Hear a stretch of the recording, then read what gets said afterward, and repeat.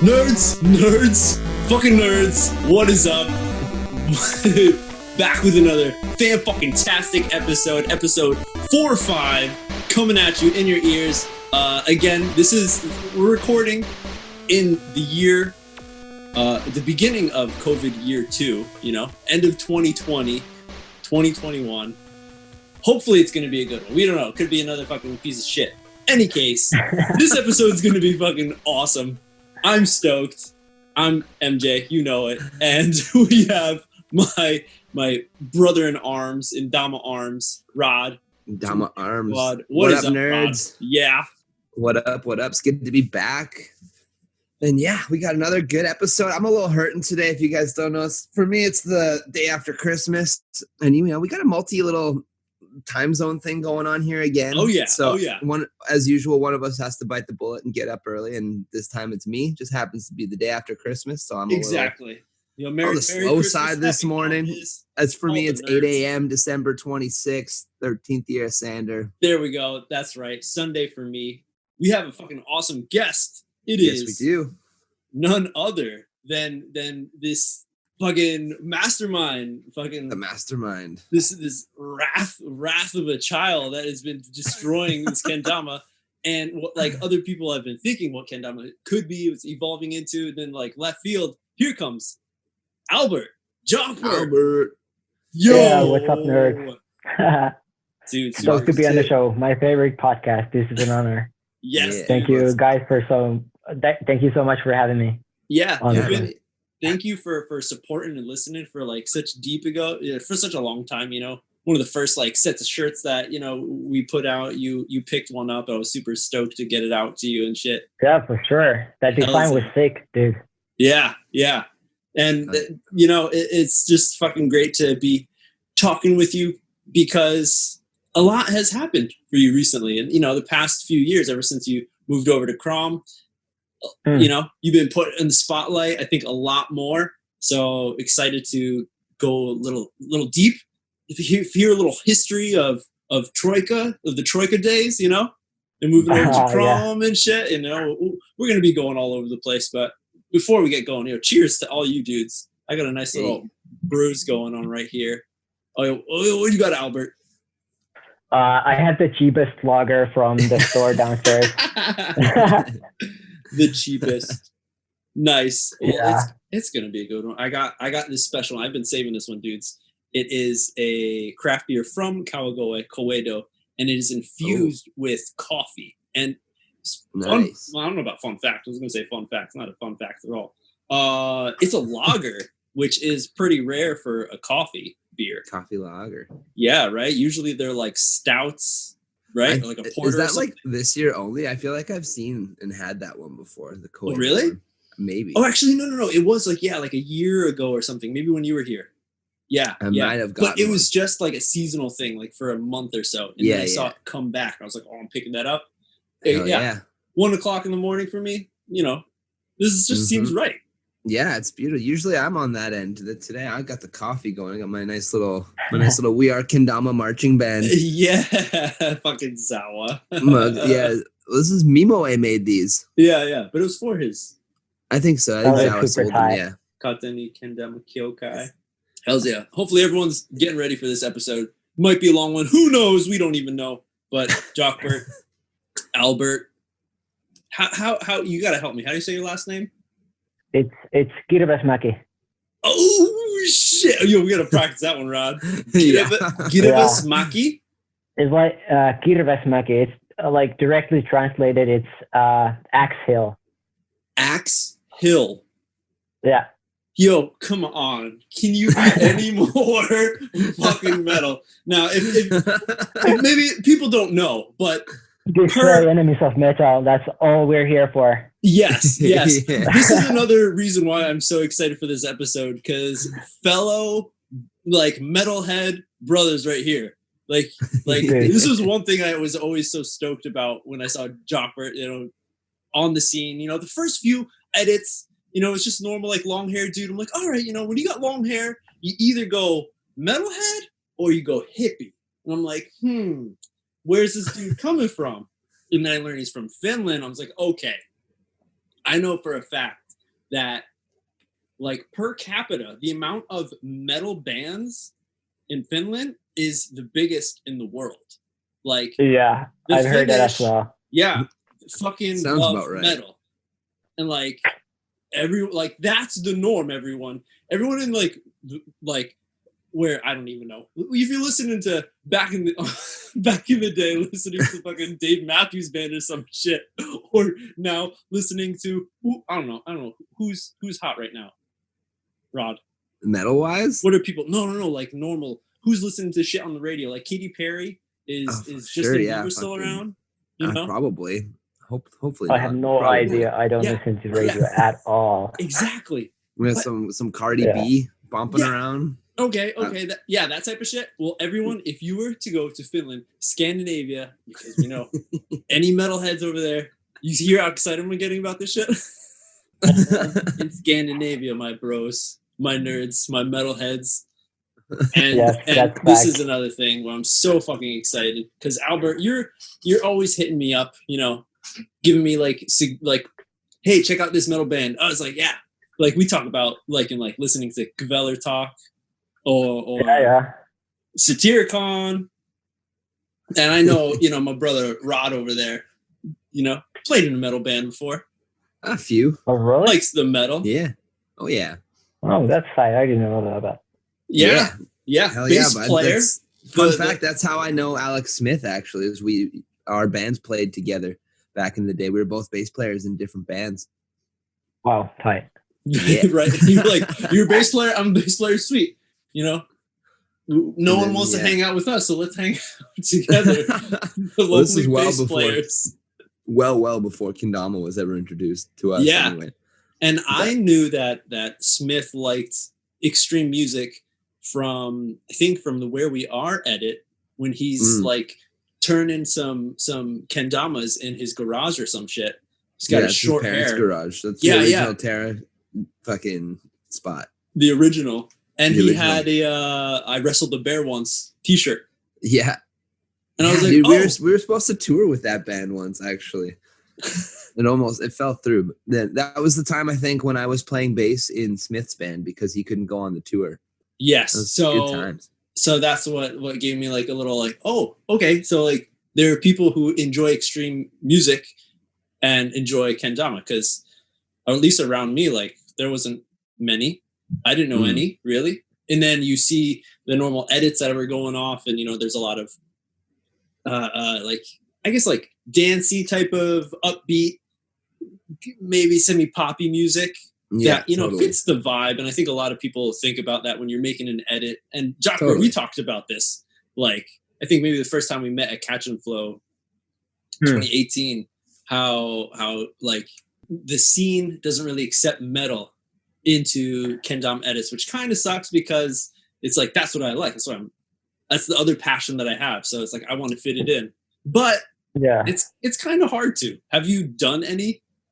I know you have. I mean, you know, let's look at our last NACO online comp. You added some heavy ass. I've been playing around with the idea of like incorporating metal more, and I actually now have this idea of using this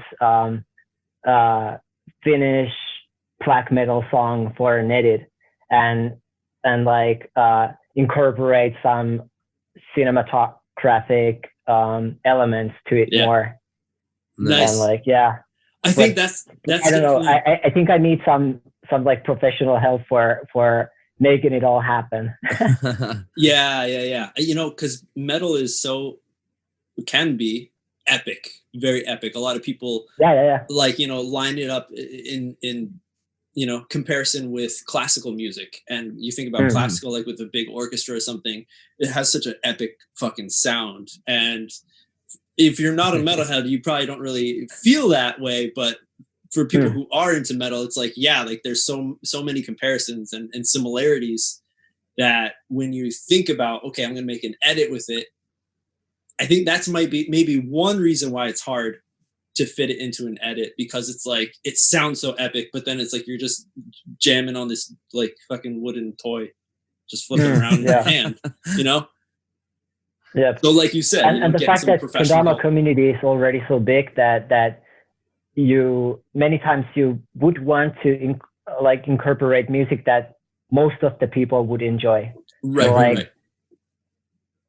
I don't know if you put Saturicon, for example, to your clips, maybe like there's a certain group of people that will like skip the first thing when they hear the first note. So yeah, that's something you might want to consider, but still, like, I would definitely want to make like more metal. Yeah. Yeah. I can get down with that. More metal in Kendama. Yeah. I'm always down for some I'm more about metal. it. Yeah. I think I definitely, it's like, there's plenty of times where I'm scrolling through Instagram and, I see some clips and, so some of those people who like, put a little production value into it and they add the little like logo at the beginning. There's like some B-roll. So for the first like 15 seconds, it's just like B-roll and like getting into the music. And it's like, it's usually if it's some sort of music that I'm not down with, which is mostly, there's a lot of like rap and like hip hop and like, it's just something like, okay, just mute. I'll watch it, but I got to mute it, guys. Which is funny because I feel like if I put something out with metal, like you're saying, Jokbert, that people would do that too. Hopefully they won't fly through it. Don't just pass it, guys. Just that could happen. It's a calculated risk that you have to take if you go that way. That's true. And with you now being on KROM, do you feel like you got to be more careful? If like, hey, I want to put out that, should I, but I'm on KROM. Should I put something out that's a little more like, I don't know what Skaggs is doing?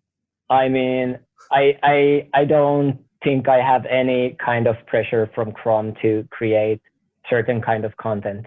Nice. Maybe like put more effort into quality and maybe like edit shit more. That's something I should do. But like, no, I don't feel obligated to use like commercial music. Right. Yeah. Right. As long as you're wearing like KROM gear, you're using a KROM Dama, like they're fine. Yeah, definitely. I don't actually even know if I'm obligated to do that either. Oh, like, shit. I mean, I'm sure it's appreciated. I think it's natural to like rep the company that sponsors you, but like, more of the matter of good manners. I've never heard anybody to tell me that do not post clips with your friend's pro mod or anything like that. Or whatever. That's good. It shouldn't be like that anyway. No. But it's got to be in some companies. I mean, the only company I've ever heard of it being like that with was Kenholics. Oh, a word? Yeah. Wow, I didn't know about that. Yeah, where they like actually weren't allowing their players to play with other Kendamas and stuff. This was a while ago. I don't know if they still do that, but yeah. I haven't heard any much news from Kenholics recently. Now that you mentioned that, but maybe that's why.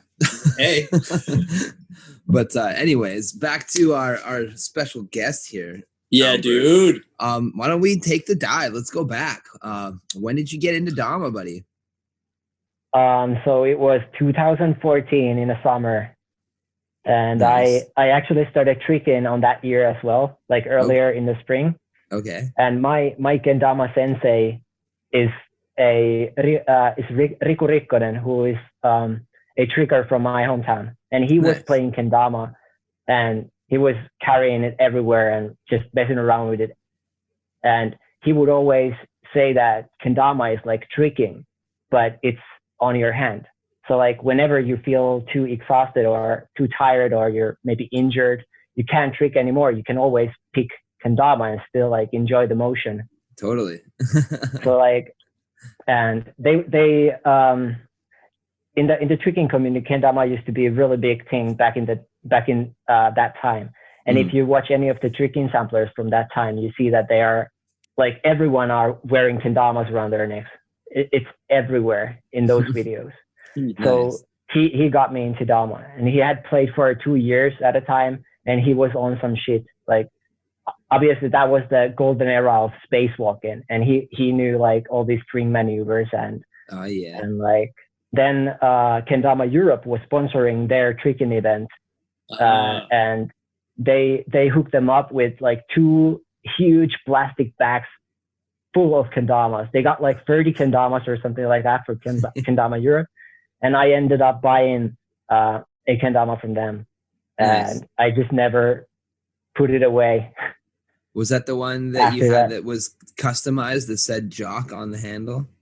Yeah. I actually took a playing card, like Joker playing card, and cut the stencil from the JOK part and made it with spray paint to the Ken. That's pretty cool.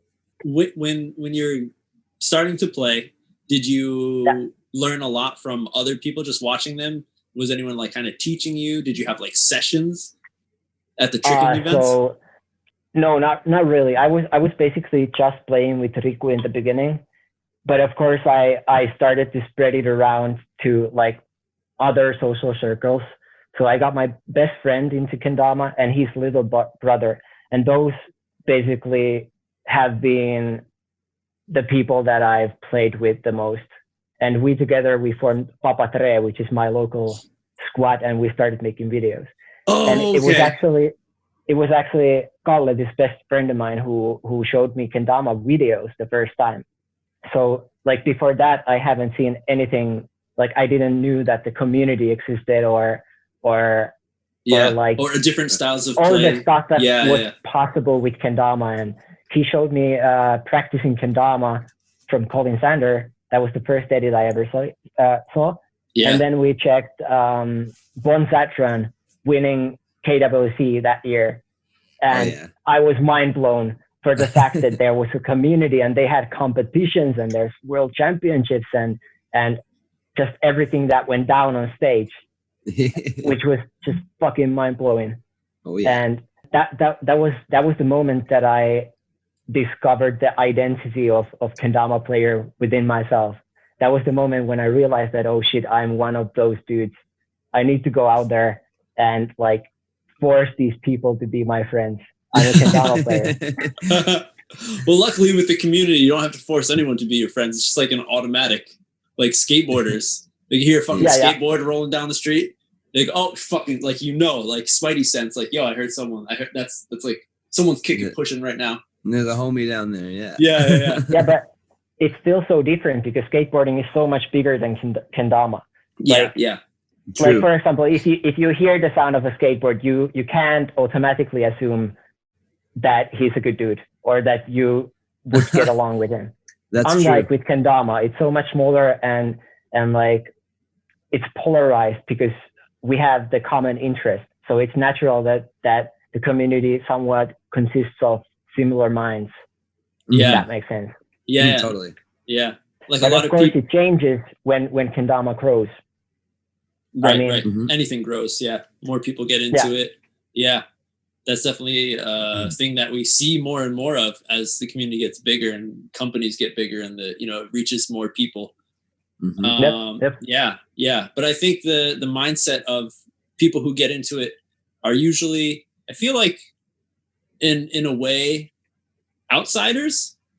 A lot of people, who at least back in the day, we've heard a lot about rollerbladers getting into it, skateboarders, and those classes or groups, I should say, are people who kind of like are misfits, don't fit in with like the norm crowd, in high school and shit, right?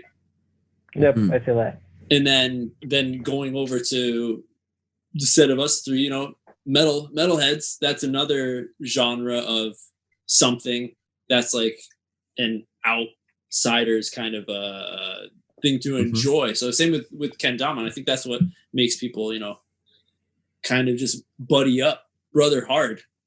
Yeah, even Zawa gets that nuance, man. He makes those the fucking kendama outsider club. Yeah. It's like an oddball spark. Yeah. It is. So I think that's definitely a cool part of it. So definitely. And then you with tricking. So were you like hardcore tricking? Like I want to be like in competitions, or were you just doing it for fun at the time? No. That was just something that filled the gap in my life that came when I stopped skateboarding. So I realized that these two sports stimulated the same part of my brain. So when I started tricking, I dropped skateboarding, and I see. yeah, I don't know, but I trained really hard for like 3 years, and then I injured my knee, and I haven't really tricked ever since. But like, yeah, I wouldn't consider myself as a tricker, even though I kind of know how to throw some tricks. Yeah. When you injured your knee, you were doing tricking? Yeah. What made you stop skateboarding? I started tricking. So yeah. Oh, okay. So skateboarding just like it faded away. It faded away a little bit. But I think definitely the biggest thing that I gained from tricking is kendama. So like if it wasn't for tricking, I wouldn't be playing kendama right now. Right. And I don't know if I would be an object manipulator at all if it wasn't for tricking. Whoa. Whoa. I mean, skateboarding is technically an object manipulation. It is. But I see what you're saying, though. That's with your feet. This is like with your hands, what you're talking about, right? Yeah, definitely. I mean, I had done flaring for 5 years before I started playing kendama. Okay. So like flaring, like the bartending kind of thing? Yeah, exactly. So me and my best friend, we were working at music festivals as bartenders, and all the spare time we would actually play Game of Ken, but with water bottles. Yeah. Oh, nice. and like it got out of hand. I would stay up all night and just grind in secret so that I would be better than my friends on the next day. And I remember that perverted sensation of like grinding in the middle of the night when everybody else were asleep. And like, so I already had this kendama-like motional language in my muscle memory. So for example, all the arm balance tricks and all the elbow balances and body crossing tricks and all that, I actually knew how to do that before I even picked up kendama. Yeah, because you were doing it with it was really easy to incorporate that motional language into kendama after. Yeah, because doing it with a bottle, that shit's fucking heavy. So once you moved over to a kendama, you're like, oh, hey, no problem. I guess, yeah. It was different. And you know that the fact that I was so into it, the flaring thing, and then when I discovered kendama, it was an instrument, like sort of a mindless but yet so delicate design that was actually made for what I was already doing. Yeah. So it was a no-brainer to start playing kendama in a way. Yo, did you dudes also like me, like when you were growing up, like in your kitchen and shit, you just like flip like your knife, like your butter knife or some shit? Everything. I still do that to this day. Yeah. Yo, I remember like sitting on the TV with my remote control. I'm just like flip, like oh, like let's see if I can do like a shove it kick. Oh yeah, or toothbrush or some shit. Yeah. And trying to tray flip everything. Like you guys remember Nokia 3310? That's like the most tree flippable object in the world. You know the fucking plastic looking Nokia phone, the old one that's like the flip phone kind of thing, or the open face. Yeah. Okay, the flip. That's so funny. No, not the flip, the 3310. Guys, that's a fucking classic. Don't you know that? I'm not up on the phone. No, sorry, buddy.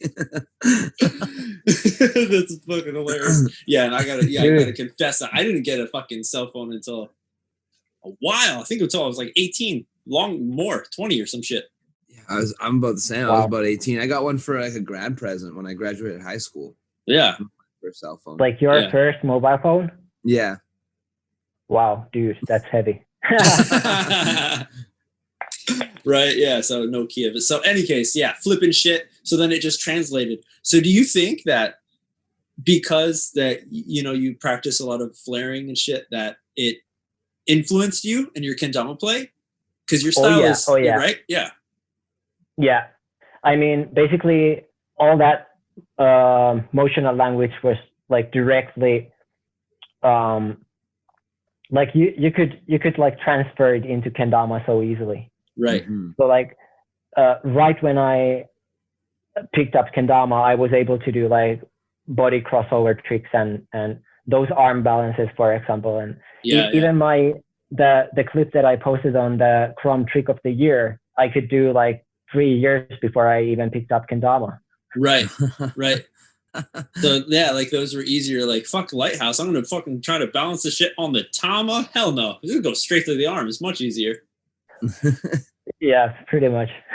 So did you ever like playing with jumbos more so, because jumbo would be like closer to like a bottle kind of thing? Is that no, not really.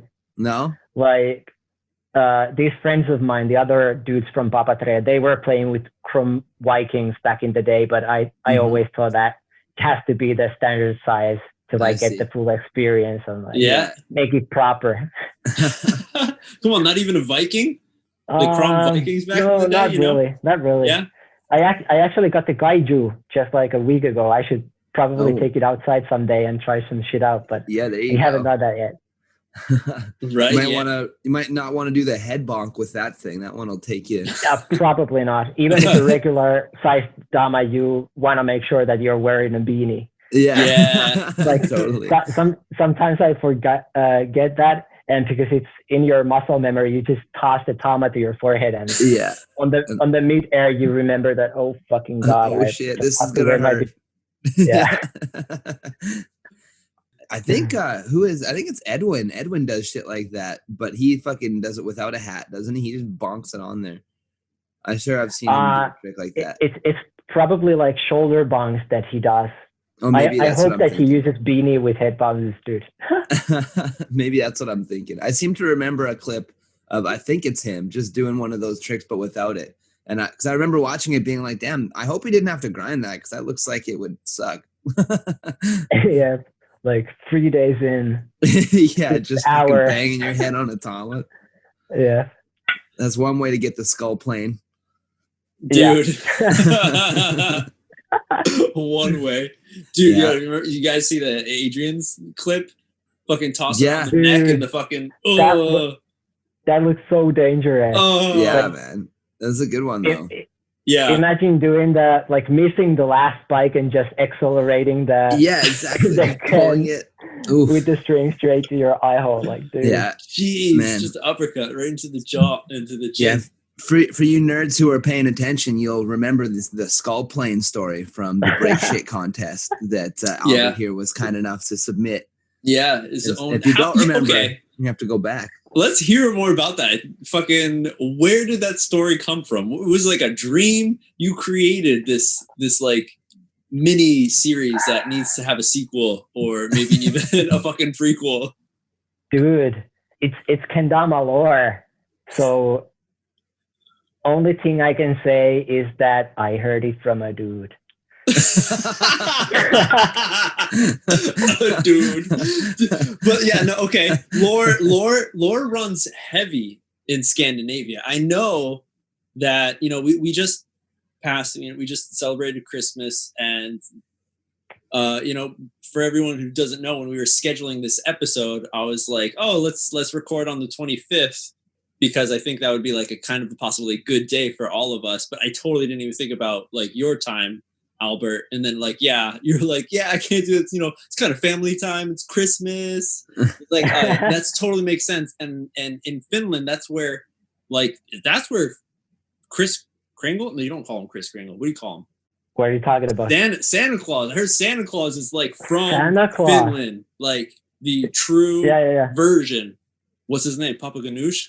He's got to have some awesome name. Joulupukki. It's joulupukki. Or nuuttipukki. Oh, dude. Hells yeah. So, so I think lore, runs deep with the Scandinavian countries. In Europe, come on, yeah. I'm sure you were told some tales when you were a little kid.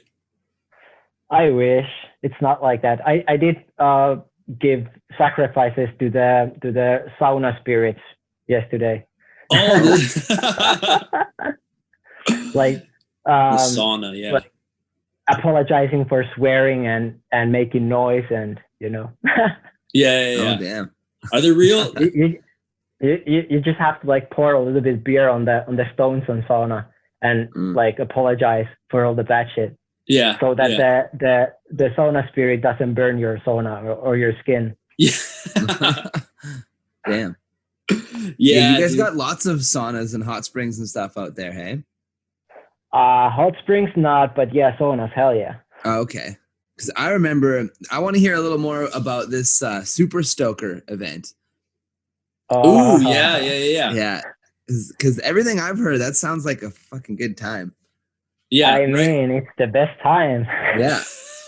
So let everyone know, because if they don't follow you, or if you're not in Europe, you probably don't really know about what Super Stoker is. You just think, oh yeah, those fucking plastic pump guns, the water guns. The Super Soaker. Yeah, not a Super Soaker. Super Stoker. Tell us about this, Albert. Pump that stoke.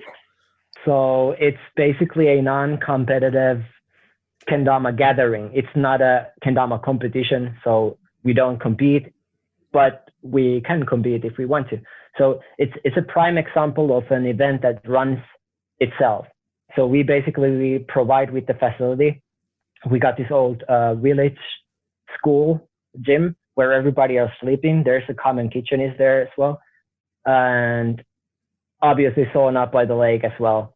And we have all these bands playing, and it's basically just a gathering with the homies, but it's kendama gathering. Yeah. And it's like an ideal environment to try shit out. If you, for example, if you're an event organizer and you want to try out this new competition format, you can do it there, like in a safe environment, and no social media content is gonna leak out or. How? I mean, yeah. So it's a festival. Rod, you've been to EJC. Yeah, that's so totally that's the vibe EJC, I'm thinking of. Yeah. But it's a non-competitive, like just hanging out and exclusive. the fuck out and playing kendama. Yeah, exactly. It's like a 5-day sauna evening. Shit, 5 days? Oh yeah. I mean, we need longer kendama events. You really. I mean, so many times when I'm at the event, I'm so focused on competing on the competition day that I don't really like get to hang out with homies enough. Yeah. And like, totally.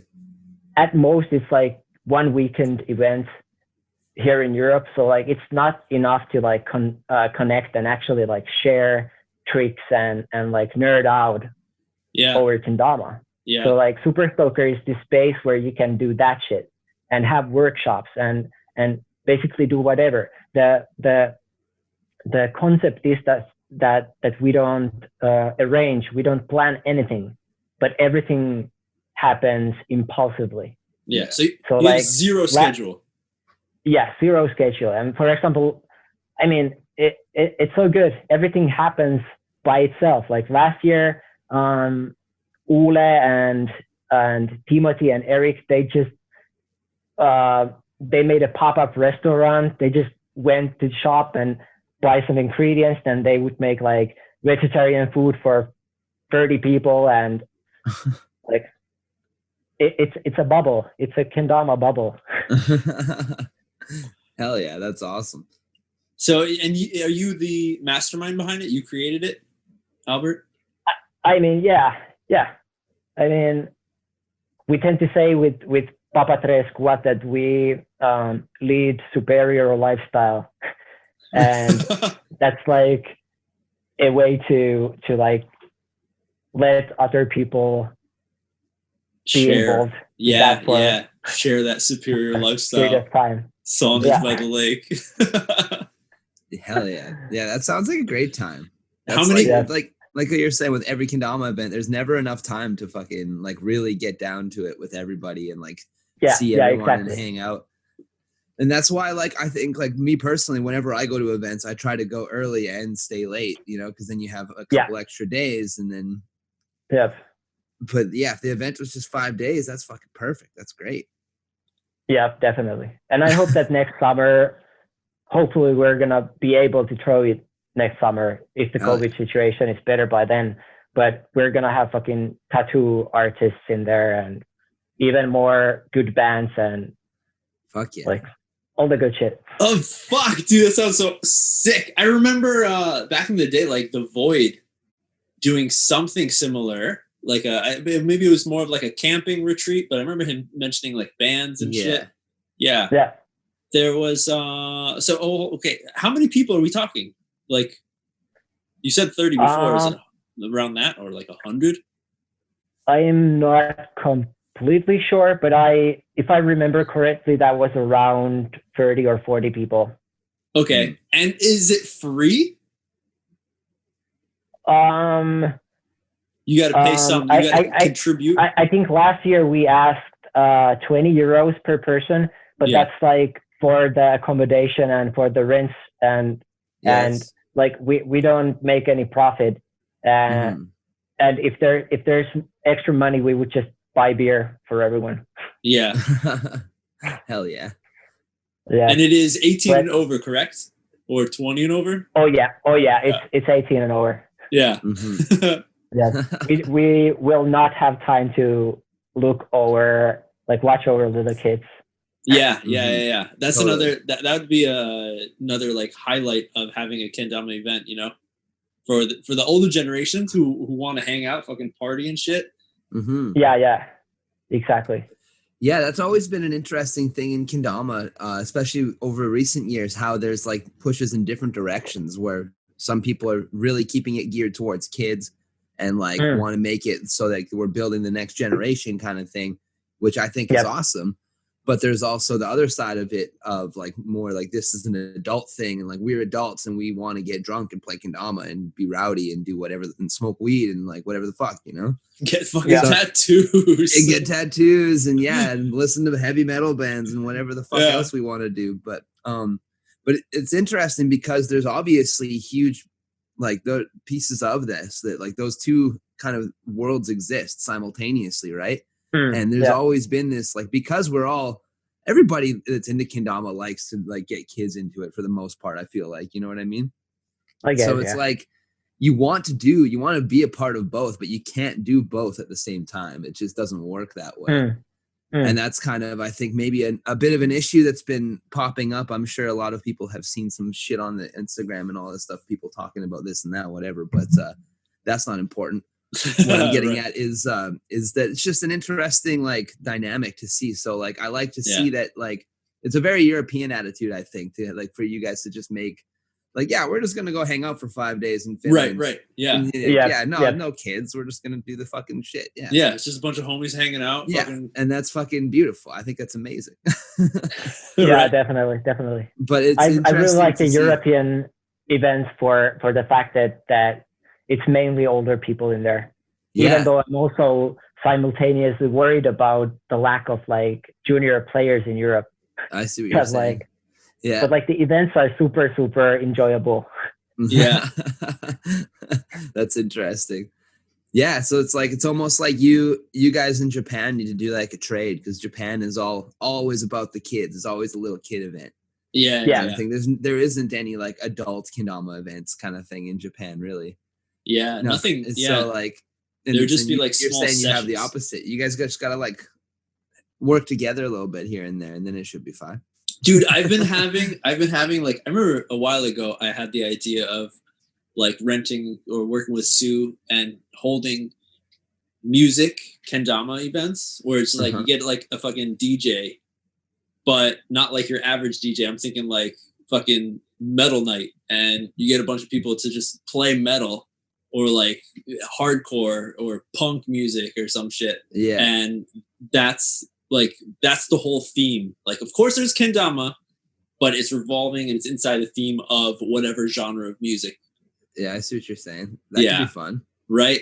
The heaviest kendama event you'll ever attend. Everyone's got fucking kendama. You gotta get like a custom kendama made for the event that's got like black metal, like face paint, like corpse paint on it kind of thing. That'd be pretty sick. Hells yeah, dude.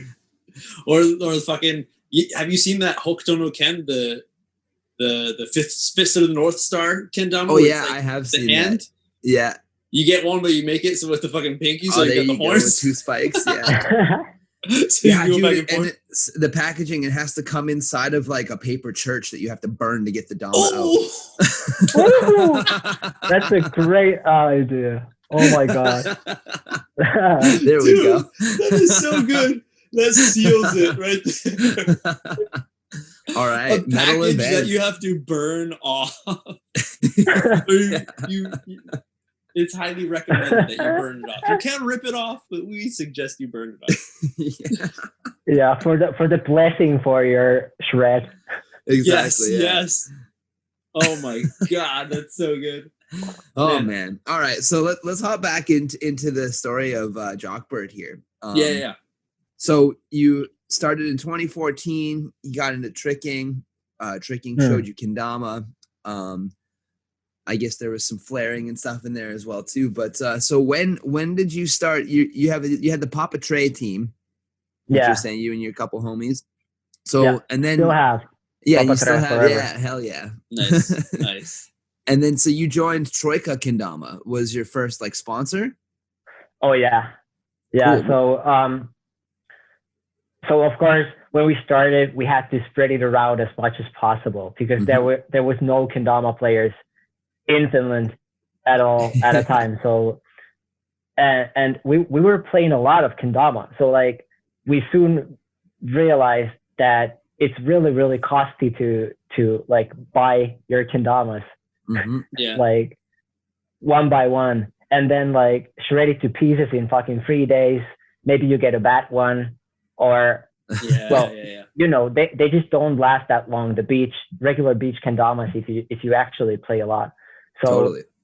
Were those kendamas from were they plays from Kendama Europe? No, we were buying from Mirek at a time, who was the owner of Kendama ZZ, whose brand the Troika Kendama is.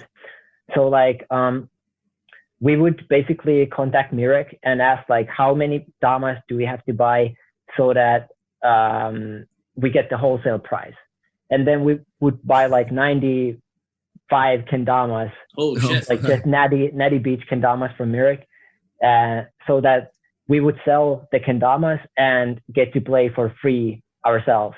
So that everybody would get like 10 kendamas for themselves, and we would sell the rest. And you're creating a community at the same time. Yeah, exactly. But it was also to provide ourselves.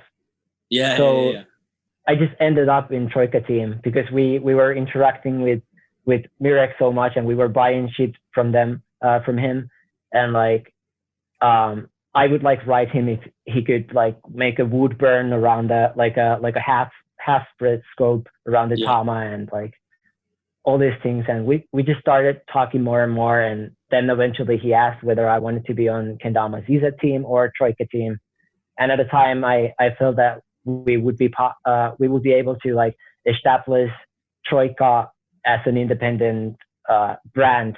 So I went for Troika, and we got Kamil from Poland. He's actually on KROM Poland right now. He's the homie. He's the dude that I nerd out with the most, probably, about kendama shit. And then we had Daniel Asham from Germany, and we were the Triforce team. Of Troika. Right, Troika. So for everyone who doesn't know, Troika was a brand from from Czech Republic. Czech, right? Yeah, they're from Czech. Yeah. The logo is a simple 3. Troika. It means that's the translation, right? It's just 3. I guess, yeah. And so you were a pro on it, no? I remember I went back and I just searched up YouTube really quickly, and I see that you were listed as a pro. Facts? But like we didn't have pro mods, so like I don't know if we were. So it's just a title. The team was called the pro team, nevertheless. We didn't have flow team though, so I don't fucking know. But you know how kendama companies like really easily can put names on. Yeah. What exactly is a pro? Like so consider how many of the pros that we had are actual professional, because that was what pro stands for. Like I do this as my profession. I'm a professional.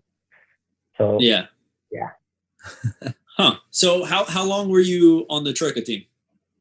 I think 2 years, 1.5 years, something like that. I don't really remember that well. Nice. And how was it? You felt you were taken care of? You had all the damas you needed to shred? Oh yeah, but you know, it was a one-man company, so like there was difficulties, and all the manufacturing process was really slow, and like I don't know, we made some bad decisions business-wise, mostly because the team had too much to say in like how to run the company. so like we got a computer programmed lathe, CNC lathe, and we started making our own kendamas, and that was a really bad decision, because you guys know making kendamas is so fucking hard. Yeah. And like even though you have a CNC lathe, it doesn't mean that kendamas just come out of the machine if you press the button. So Mirek basically invested money to buy a lathe, and I think it took over half a year to make the first kendama with that lathe, to learn how to use the thing and like get the process good and all that. And it still took like 8 hours to make one kendama. So you very, very quickly realize that this business model is not that sustainable. Right. And then on the other side, we had the China-made line of ultimate kendamas that were basically just blank, like standard kendamas from the factory with sticky paint. Right. And like we ended up stuck with a huge batch of those kendamas, and like that time Slaydock had already like come out, and everybody were into playing slightly larger kendamas, and we were just like Kendama USA, as far as I've heard, like stuck with the huge batch of old outdated kendamas. Right. Definitely. There was that was something that's big. I think that in Europe, I don't know what the scene is like at all, but does KROM really have like a strong grip? Like how heavy, how strong is like Sweets or Kendama USA? How do you feel? Yeah. Three, I'd say that KROM has the biggest grip, but like because of most of the European scene are adults, they're like able to reach out and order from online, like overseas. So like it's pretty spread. Yeah. And a lot of people are repping like smaller local businesses as well. And I was gonna say there's like a lot of smaller like European companies too. Like there's like Native, there's like Handplan kendamas, there's like Dao, and exactly. Sound kendamas from Scotland, and there's a bunch. You guys remember Fortress from Italy? And Dao, Fortress, I remember Fortress, those damas were fun. Fortress.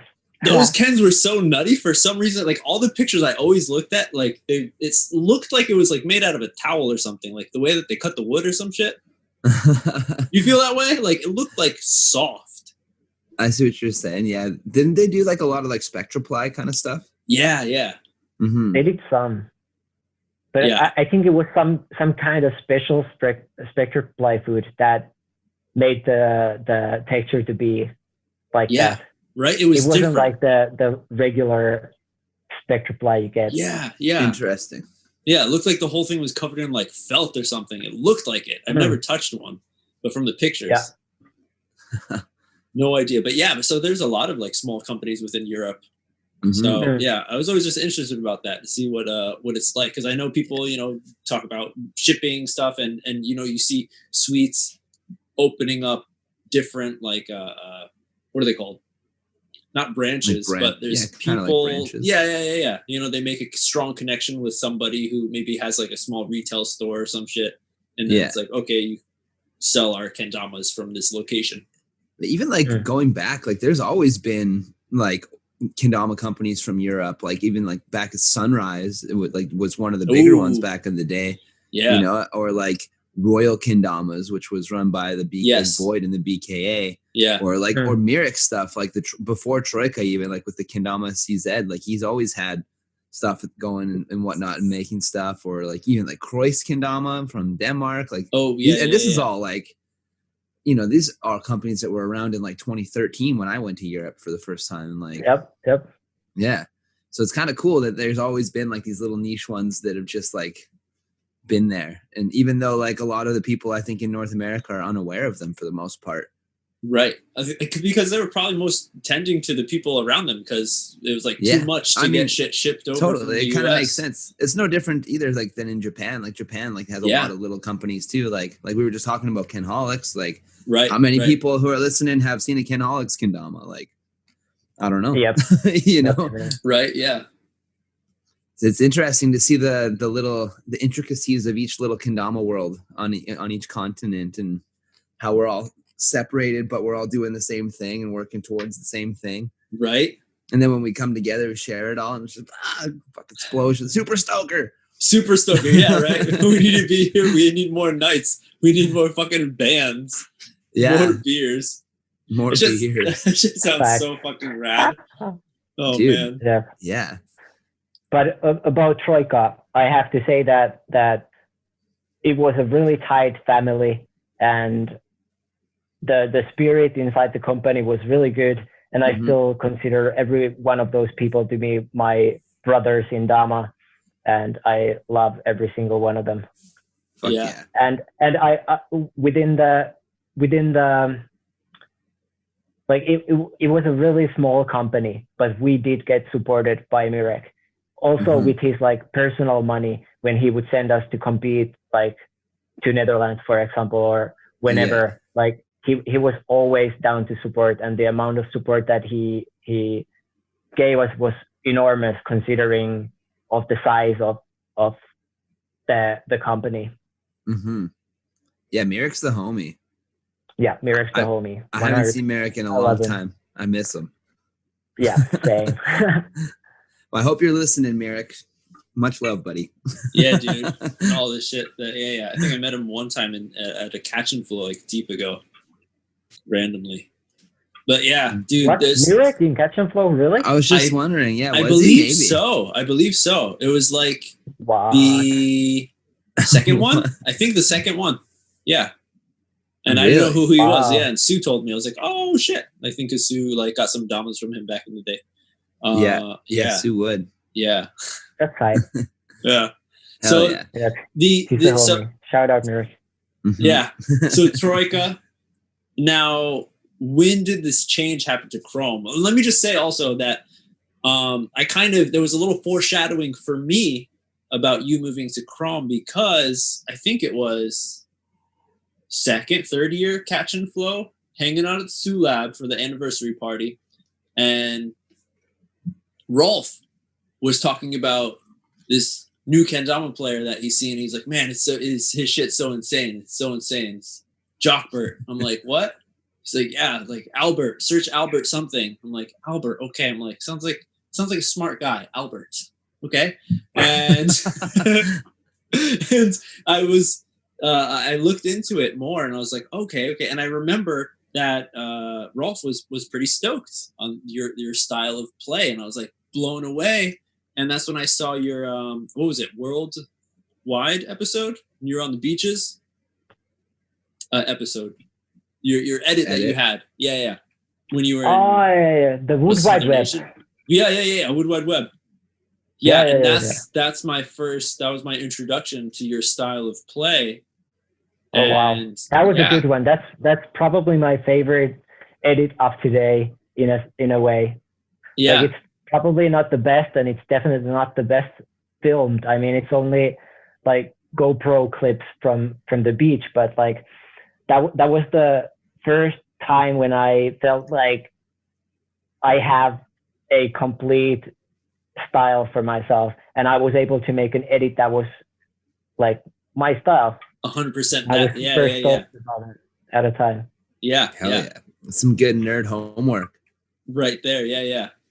Wood Wide Web. That shit was that was a really like a huge game changer, because I've seen string tricks before, I've seen juggling before, but not in that way that you were how you were manipulating it, Albert. So it was like it definitely stood out. And then I forgot, it was a while after that you were announced to be on KROM. And then I, episode like flashback in my brain, I was like, whoa, I just went back to outside of Sulab where drunk Rolf was talking to me about Albert something, Albert something. And I was like, oh shit. I had no idea because I don't think I've ever received a compliment from Rolf in person. Not many people have. So like that's unexpected to hear, but I'm stoked. Yeah. And then, so how did the connection to KROM happen for you? Who reached out? How'd you feel about it? I mean, I knew all the dudes, and I had hung out with Rolf many times, and I knew everybody from the team, right? Because like the European scene and because of the events that we've been into together, and like when I left Troika, I knew that I wanted a sponsor that would be able to like help me out with Dama travels, and I wanted to play with modern kendamas, and that narrows down the options. Like how many companies are out there who are actually like financially able to support you on the travels, for example, like help you with the plane ticket. And yeah, I just knew the dudes, and I was already homies with them, so it was kind of natural, even though they had been our like nemesis when we were on Troika. I mean, they were our worst competitors, in like sales wise and also competition wise in the event. So yeah, it felt weird in the beginning. I was talking with our German ambassador, like KROM Germany ambassador, Nick, and I was just randomly talking with him how I was getting off Troika, and I think he messaged TK, and then we called with TK, and that was it. And how'd you feel? Were you like right away yes, or you're like, well, let me think about it for a second? I mean, for me, that was pretty natural decision at the time. Yeah. Like I hadn't discussed with any other brand. I hadn't discussed with KROM either. So when they asked, I just knew that this is my team. And also they were fucking Nordic brand and European kendama brand. So it's, and I like I said, I knew the homies. So yeah, you felt at home. Yeah. And I felt home ever since. Right. Nice. How did you feel about their the kendamas? Because when the Sleigh Dog came out, it was a pretty big change. A lot of people were like, yes, no kind of thing. Of course, most people went yes. But then they were testing out and still testing out so many different subtle changes in their shapes and whatnot. Were you like about it right away, or were you like, no? Oh yeah. Keep those. Yeah, keep the natty. Keep the two fingers. Fuck that bearing bead. No. I'm all about like evolution of kendama. Like we should play the best kendamas possible, and like if you just continue increasing the size of kendama, there will be a point when it's too big. So there is a perfect size somewhere in between. So I think like standardizing kendama size is stupid. Like it stands on the way of trick development and evolution of tricks and progression. So like, and I had also been really jealous of Rolf because he always had so honed setup at events, and he would like laugh for my kendama, which was this tiny match with like 2-finger string, and I was always like, yeah, fuck you, Rolf and KROM. I hate you guys, and that's fucking cheating. But like deep in within, I knew that I wish I had one of those. I want to play that hard as well. Yeah, man, that's like that attitude goes way back in kendama as well. Even back to when like Sour Mash first started coming out with like really sticky shit, and everybody was like, "Yo, you did a lunar flip, but it was on a Sour Mash." Yeah, it doesn't really count. Yeah, yeah. Yep. Yeah. But that mentality is so counterproductive. Totally. I have an analogy of like comparing kendama development to ski jumping. Yeah. So like, I don't know if you know ski jumping that well, but in the beginning they were jumping candle style.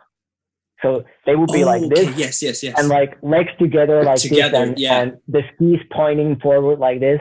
Right. And when the first dude came up with the V style, people like they lost their minds. But this guy was beating them. But they were like, "This is ski jumping. This is not ski flying." Like, whoa, yeah. You see the analogy? I see what you're saying. Like, yeah. To kendama. So right. Yeah. And in the end, that's where eventually everybody started jumping V style. Yeah. Because it was like simply the best style to jump. So I think it applies to kendama so well. Yeah. And totally. It's hard even if you have the most honed setup in the world. It's still hard. And if it's not hard, then you have to go harder. Then you have to like seize better and bigger tricks and like bigger variety of different tricks. Totally. So more is definitely more when it comes to like kendama design. Yeah. In that sense, like, you really should like perceive the best possible level of wholeness. Right. I definitely feel that, because I have the purist mentality, and another thing is like all the kendamas that I got back in the day, like I still have them and they're still so playable. I've never shredded anything to like to fucking wood chips. And so I'm like, I feel, and my wife agrees, like I don't need any more right now. And my wife agrees. So that is definitely like a cap that I have. But not a sponsored advertisement or episode, but KROM, with their fucking Black Friday sale had some good ass deals. So I jumped on them, and I was like, I gotta fucking see. Finally, I have to own the shape for myself, because I've played with him plenty at Sue Lab, because he's got a bunch that you can like test out. I know what the sizes are, I know how it is, but I've never had one to grind a trick on or try to like open up on your own to just yeah. So I got a 9-year and I got a sleigh dog, and like right away, like hitting like 2-turn lunars, like inward as well. I'm hitting like, finally I hit 3-turn lunar. Hey. Like, and after, I don't know if you guys saw my Instagram that I did, like I put up a story how I understood the position, the catch, the amount of force with the 9-year. And then I was like, let me see if I can do it with a 2014 Dama. And then I did it. And then I'm like, let me see if I can do it with a fucking Sweets Mini. And I did it. Fucking 3-turn. Rubber paint, but still, like, it was the motion that I needed. And like before, with the old stuff, like I wouldn't even try it, because I'm like, whatever, it's like gonna like waste my time. I'm just gonna get pissed off because I can't get it. I'm just like, get tired. Let me just do something that I enjoy. Mm-hmm. So that is definitely like an important thing that I almost feel like how I said, like I can go back and like I'm gonna get better even with the old shit. Those old shapes that I still have to shred. Yeah. Yeah. Yeah. The new ones, they'll definitely hone you in. Yeah. Right. But it's interesting to think about when you look at like, what was it? Sleigh. Oh, what the fuck were they called now? Sleigh lunars. Yeah. When they came out with that loon with 2 big cups of the Give a Dama. Yeah. Yeah. That thing was gross looking, but holy shit, because it loon. Right. It was pretty poured out for just being a lunar Dama. But whenever you're the first to try something new, that's when you get a lot of like backlash, right? Mm.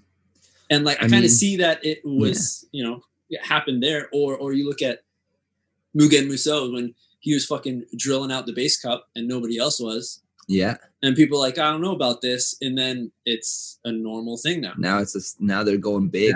Yeah. And he's probably like, fucking A, told you guys. Told you motherfuckers. Yeah. And who's going to pick up the plastic tip? Yeah, I don't know. Maybe. So come on, Smith might be able with all that. What was he doing with the resin?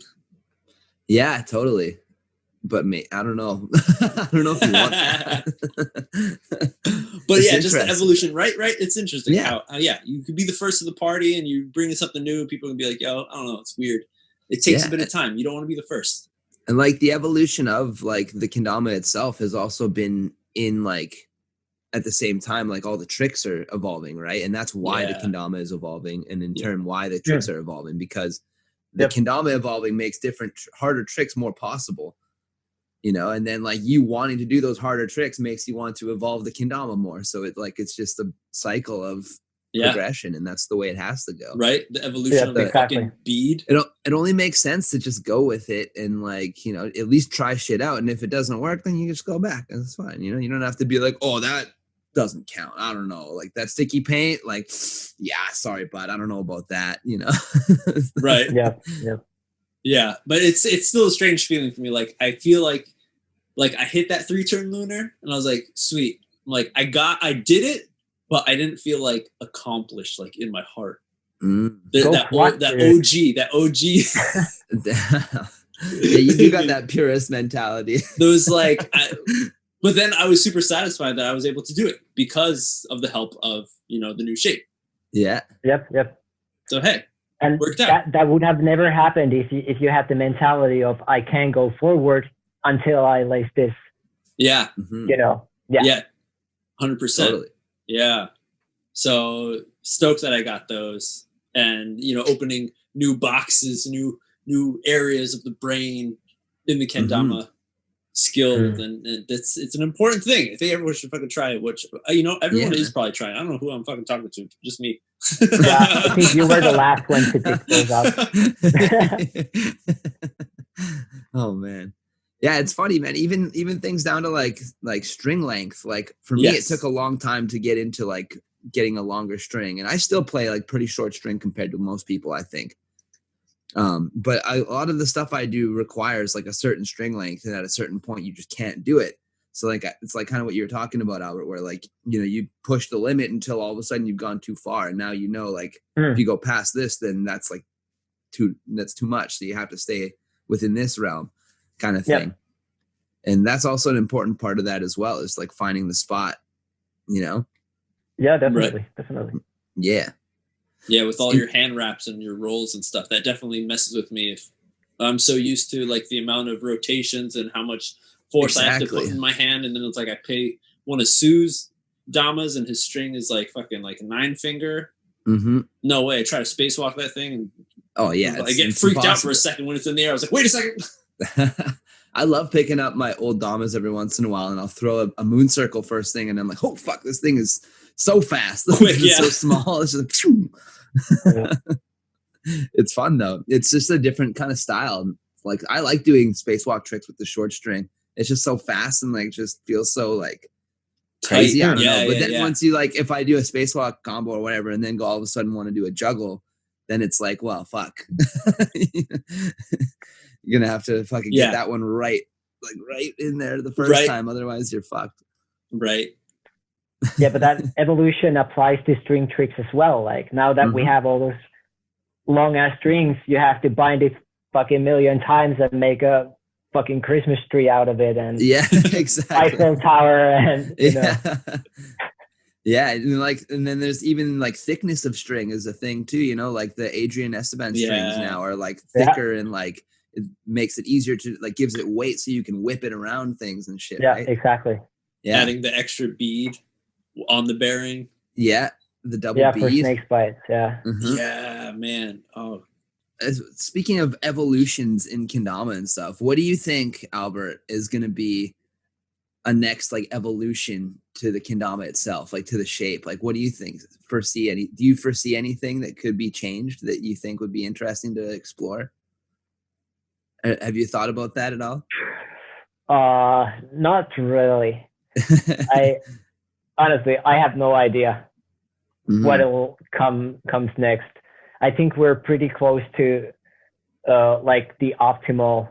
Yeah, probably gets a little bit bigger still, but I think that's it. And then it's just like matter of personal preference and companies like making specific kendamas for specific play styles. Totally. And like Yeah, specific I think tricks. you're Maybe right. that's going to be the next thing. Yeah. But like, I don't see it getting a lot bigger or a lot cockier or. Yeah, totally. You Well, it's know. already at the point where some are too sticky, right? It's like we were saying, we've gone too far in a couple ways. Yeah. Yeah, and exactly. And if you watch some people's strings, they're like when they're swinging, they're like this, Yeah, they're Yeah, all and the yeah. string above is their fucking head, length of their torso, and the tama is about to hit floor every time they swing. Like yeah. there's a limit in that as well. So honestly, I have no idea. Right. I think the biggest evolution we're going to see in kendama is going to be on corporate level and like tricks and like evolution of community and like how we're going to establish kendama as a sport. I see what you're saying. So I think that's the direction where kendama is going, and it's the breakthroughs in shape, they're like in the past, I feel like. Yeah, we've moved past that kind of thing, is what you're saying. I see what you mean. Yeah, honestly, I can agree with that too, because it's like at some point, you know, we do have to keep the roots of kendama. As much as we evolve, you can't evolve to the point where it's not a kendama anymore, right? Yep.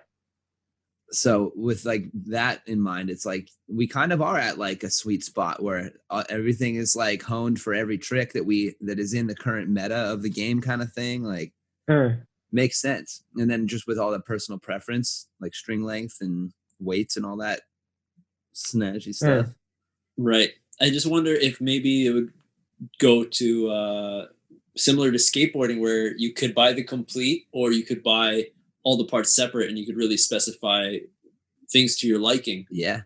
Well, I mean, we were talking about Mirek. Like Mirek was the first one to do that with the Frankendama stuff that he was doing. He had a website that was, he just put like just exactly that, like everything from like Ozora to KROM to like Terra, whatever stuff he had in stock, and you could switch and mix and match everything, and he would put it together for you. Yep. That was brilliant, but nobody used that. Exactly. Yeah. That was, it's like before his time, kind of, you know, it's almost too soon with it. That's also whenever somebody on FKC is calling that opportunity, like why couldn't companies do that now? And like smiling a little bit and being like, you know how much work that is, dude. To like scale everything, break every setup down, and like submit the website. Yeah. And like it's so much not work. only that, but then have to like build it again once somebody buys it, right? Yeah, exactly. And once again, you have to like update the website and mark that this Dama is gone and this whatever is gone. And there's also the fact that you can't mix and match serratos and swords because of the thickness of the sword is different. So we would have to have some kind of like a piece of plastic or whatever like molding material that you could adjust like make every serrato fit on a sword. If that doesn't happen, then I don't see that happening. But that's also such an integral part of the kendama. Like if that is loose at all, then it's no fucking good. Right. So if you were to have like something that fit between those, it would have to be good. And also like if you think about skateboarding trucks, for example, like how often do you buy new pair of trucks? I mean, those things last forever. Yeah, not super often at all. In kendama, you don't have that kind of part. So like how much money you want to put on the most honed setup if you're still going to just fuck it up in 2 weeks. Yeah, totally. Yeah, so maybe it is just better to be kind of disposable in a way. Yeah. And you just take that way. Risk of not knowing like the wood's going to be sarado heavy or sword heavy. Yeah. Well, and I mean, that's like a reality of having something made out of wood, you know, is that wood is never fully consistent. Like even something like maple that is one of the more consistent ones out there still fluctuates quite a lot, you know, that's why you get two of the same shape, like of the same wood, maybe even of the same tree, like same piece of wood. And one of them will be like 60 grams. The other one will be 90. Right. Yeah. And that's like kind of what makes kendamas like cool and gives each individual one personality, you know, because it's like there can be like if I drop a pro model and it's like, oh, I got one, and then like I opened 5 of them. You know, I'm gonna find a couple of them that are kind of like, oh, this one's like whatever kind of thing. It's pretty good, but I'm gonna get 1 or 2 that is like fucking honed and like solid, and I'm gonna be like, just like pick it up and you can feel it and be like, this one's fucking solid. Like it's good. Like for example, I got a couple kendamas recently when I went to the Cafe Kendama event, the brew battle in Calgary, and I got a couple of the ones I got were a George Marshall mod and a Lyndon Whalen mod.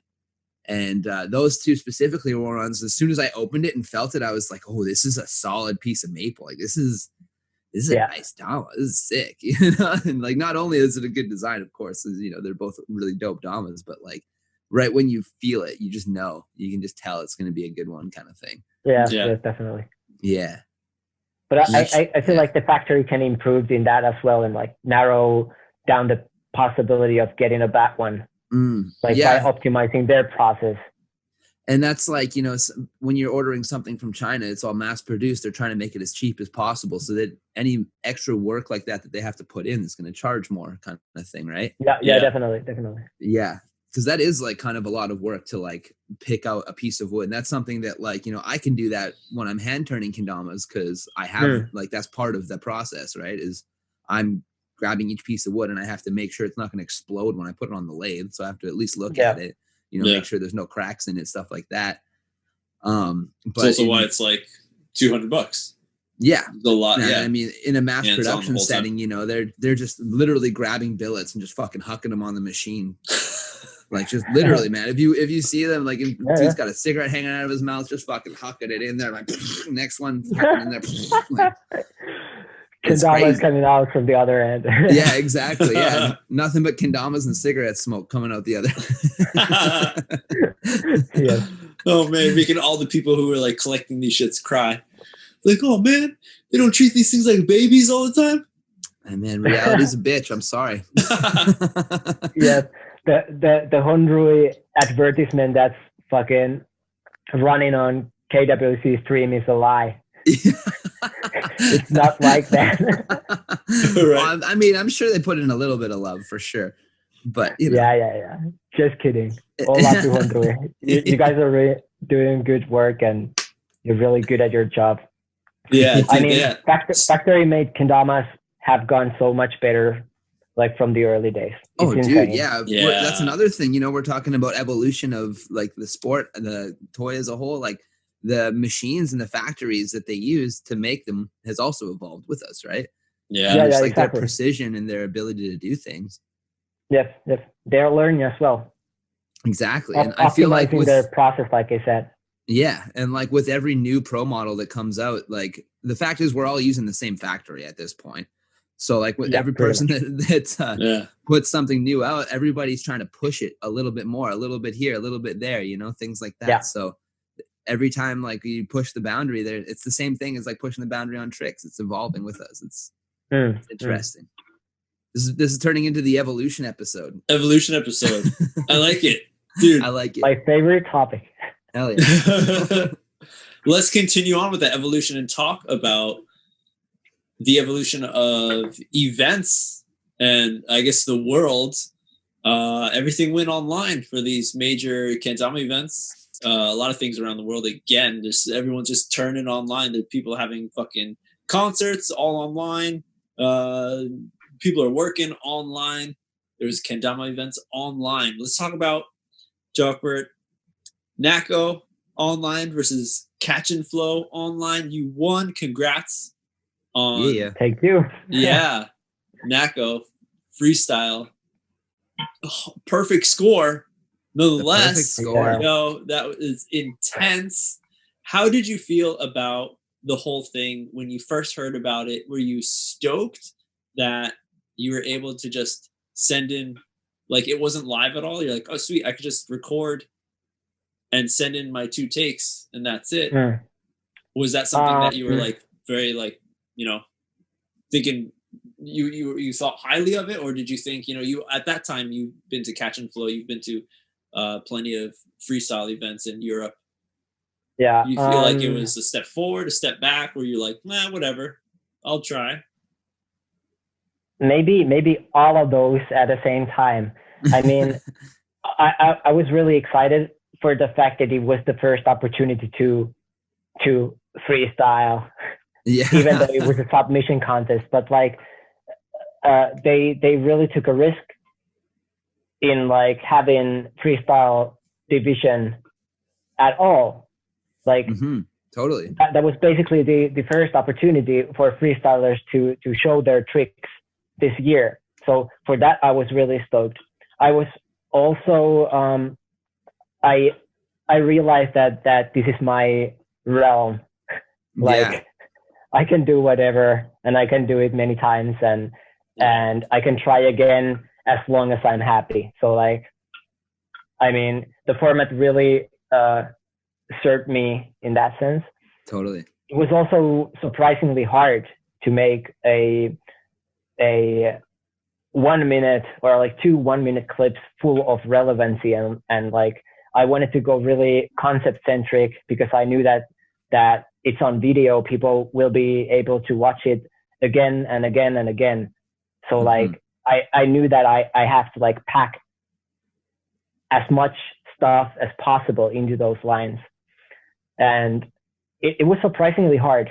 I had messed around with the idea before of like filming 1-minute Instagram clips, for example, or one of the dreams that I have would be make like an one-shot edit where I would like start from my home and start just walking to some place and just do all the tricks first try and in one shot, and then the edit would like end on top of the hill or somewhere. Nice. That's pretty sick. You know, so like it was definitely interesting, and I was surprised of the fact of how hard it was to like get 1 minute done. Did you spend a long time, a lot of takes, perfecting it, getting it down? Yes and no. I mean, I filmed maybe 14 hours, but after those 14 hours, my phone was full of 1-minute clips. So like, it depends on how you look at it. Yeah. I did spend a lot of time to the process, but I had a ton of content like after that time, and I was able to pick the best ones up. Yeah. But would you like say, example, you were starting the line and like 20 minutes in, you missed one spike, were you like, okay, just reset? Yeah, that's Kendama for you. Yeah. That's what we do. Yeah. Reset and try again. Yeah, because I definitely, exactly. I think if you had plenty of time before the deadline to submit the video, then you'd feel, pretty safe. But maybe, I did see a few people who submitted entries like, Rod, you too, like not talking any smack, but just saying like, sometimes it's just like, whatever, just let it flow and let it continue. If you missed it, whatever, don't worry about it. And I'm sure there were some people who were like, all right, no, fuck, like do it again. Mm-hmm. Well, it was hard too, because like, this is a new format that nobody had ever seen before. So like the bar hadn't been set yet as to like how good your run has to be. Right. And it only makes sense that it should be a perfect run. Like, of course, that's, I think, what everybody wanted to do. But like you're saying, Albert, like it's pretty hard to get a 1-minute clip, never mind 2, of like no misses and like all like, good tricks and shit like that. Like, I put in a lot of work into mine too. And it's like, that shit was hard. And I still had some misses in mine because I was allowing myself like, okay, I missed this once. You miss it once, you just move on to the next trick. And that's, like my mentality was that I would do a trick that I had in mind. And then after that, freestyle for a bit kind of thing. Yeah. So like sometimes I'd hit the trick and then I'd freestyle. And then in the freestyle, I'd fuck up the first part and then continue to do good shit. So I like kept it kind of thing. Yeah. But like I said, now the bar is set pretty fucking high. So yeah, dude. Full marks, perfect score on the last one. It was also fun that you again showed more of your personality by throwing in the metal in that first clip. Yeah, but basically, if you watch those submissions again, you see that they are all on beat, like every single trick. So like that's just the natural tempo of the play, and like that's the reason why I picked up those songs for the submissions, because they are on beat. That's sick. Did you have those songs in mind when you were recording, or no? No. But okay, we all have our natural tempo, and if you just go through million songs, you're gonna find the one that has the same tempo. Yeah, and it works. Yeah, but I do jam to the metal. Like I had this Dama Hard playlist on Spotify that has like metal songs with a half a tempo part in the middle, which is like perfect to nail spikes to. Nice hammer down spikes, spikage. I don't know. It just felt so fitting for that, so I just picked it up. Yeah, but like, of course, it wasn't freestyling. Like in a sense of how we consider freestyling. Yeah, totally. Like right now, 3, 2, 1, enjoy, fall in love to the game and freestyle. Show your best effort.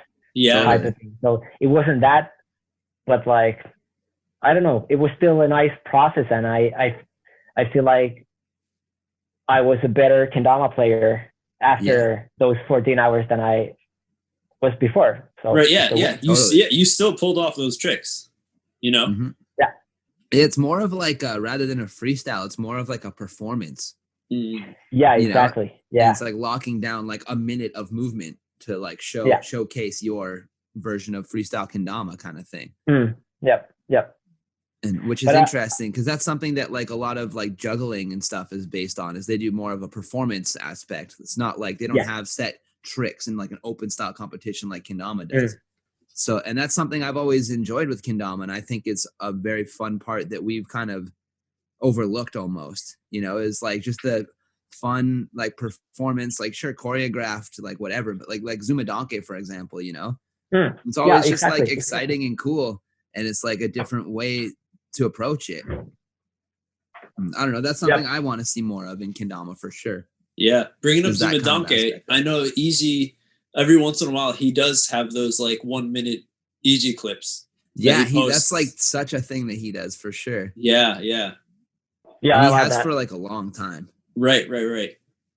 Because if anyone tries it, you'll realize that it is not easy.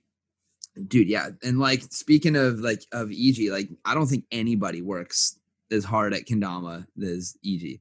Yeah. Like that guy grinds. It's insane. Like those 1 minute clips, I've seen him just grind until he's just covered in sweat. He'll go all night, like till like 5 a.m. kind of thing. It's inspiring. It's great. But there are other people as well who I'd love to see freestyling in like performance division. Like for example, Rob Henman from UK, he would probably use like 2 kendamas and 3 tamas or whatever. And I don't know if you guys see what was the name of the Japanese dude that's going ham on juggling with 3 tamas and 2 kens and Michi. Michi's one. Yeah. So I think we need a division for that kind of stuff. Yeah, just like an open style, like it doesn't matter how you approach it, but it's kendama, you know? Yeah, exactly. Kendama performance. I think it's a really good way to put it. So like if you want to use a mini, go for it. If you want to use a fucking 6 foot tall kendama, if you want to use 4 kendamas, like whatever you got kind of thing. Yeah. Just like be creative and make it happen. I think that's cool.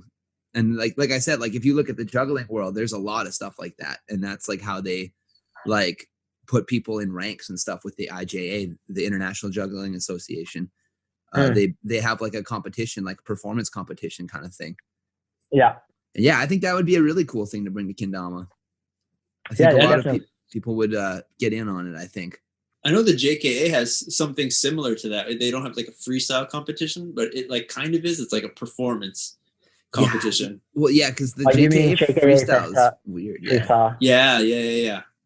It's set a routine to a certain. It's choreographed. It's like fucking ice skating type shit. They can bring out multiple different kendamas at a time to perform a certain trick with the music and stuff. Yeah, it's interesting. And and it's also 3 minute freestyle. Yeah. that they have in JKA Festa. 3 minutes of freestyling. That it's such a long time That's to freestyle. long. Yeah. So long. Yeah. Yeah. The one thing about the JKA freestyle stuff that I always thought was funny was that they call it freestyle, but they also want you to write down a list of what tricks you're going to do. And give it to the judges beforehand. Like like you're saying, like an ice skating competition or something, like figure skating or something. Right. So they know exactly what trick you're gonna do now and what it's very next. funny. You missed that one. Yeah, and it's like, well, that's not freestyle though. Right. Like, yeah. In their mindset, it totally is though, right?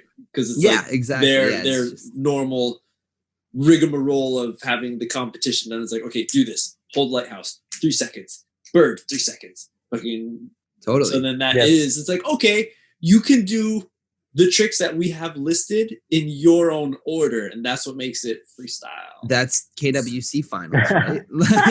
Yeah. That's what it is. Yeah. Even though you get to decide the tricks by yourself. Yeah. You still only get to pull from this bag of tricks. Yeah. So let's hook back. So okay, that was Nako. How about catch and flow? You were a seeded player, Albert. Now, if for people who weren't seeded, they had to submit a video, right? But then if you went to the finals, then you went live for it. Yeah, or the semifinals were live as well. Yes. After the video prelims, yeah. I think that was great, and I'm grateful for the fact that was the first actual chance for freestylers to compete this year. I was about it, and I think it was surprisingly smooth. That went so well, and I felt like a lot of players benefit from being in their comfort zone. Yeah. Like, for example, if you watch the finals, everybody were fucking destroying it, and I think not the less because they were able to perform from their living rooms. Right. Or their like jam spots. So like I really like that. And also that like whenever I'm in Japan and it's my time to compete, to go up on stage and compete, I wish that I could teleport to my living room and like do the run and then teleport back. Yeah. So like now I got to be at home, or actually I was at the friend's place, but whatever, and like condition well. I didn't have hangover, which many times in Japan you do, and like you didn't have jet lag. No jet lag. You got to fucking sleep well and eat salad and stretch and condition for like 1 week before, and like have the lighting that you want. And I was about that, even though we were not able to hang out in Tokyo together, which is a bummer, of course. But like, I really like that. But like, there's definitely still, I think, definitely for the audience, and depending on the player, a lot of energy that goes into an actual live performance on stage. Like, did you like this new style of being live online in your safe zone compared to on stage with people screaming and throwing beer? Obviously on stage with people throwing beer. It's really hard to like read the rhythm of the performance when there is no audience to reflect feedback and interact with. Totally. So like you don't know which part to rest in. For example, if you lay something, you get the response from the audience, and you like intuitively you know that this is the part when I need to chill out and like show you the take audience a second and, to acknowledge. We got it, and then go to another one. So I feel like it's way easier to like rhythm your performance with the audience because you get the feedback back and forth. But like, I don't know, they both have their like sides, but of course I would prefer like hanging out with homies in Tokyo and go for adventures, and like there's no touching that. The post-event depression was really, really real after this year's catch and flow, because you just fucking turn off your computer and you're alone. Yeah. And go home. And I was like, okay. And like, if we were in Japan all together, it would have been like that. Right. Yeah. we would have get out with the boys and went out. And the only thing we have is the computer screen.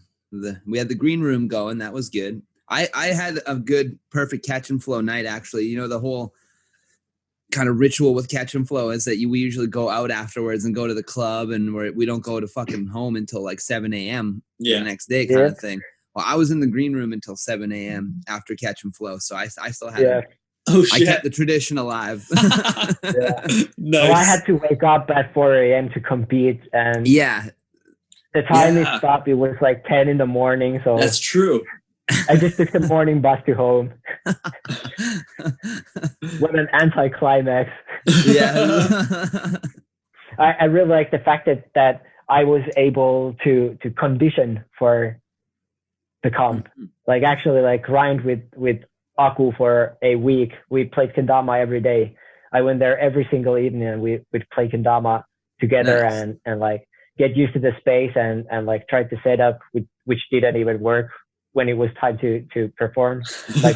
Like the quality of the stream was so bad, and I basically just heard Max's voice on my ear when he was like commenting on that run, and he was like, "No, oh my god, the quality is so bad. Shit, can't see anything. Please zoom. Could you please keep up?" And I was like, "Dude, I can hear that. This is not the optimal background noise for my freestyle." Right.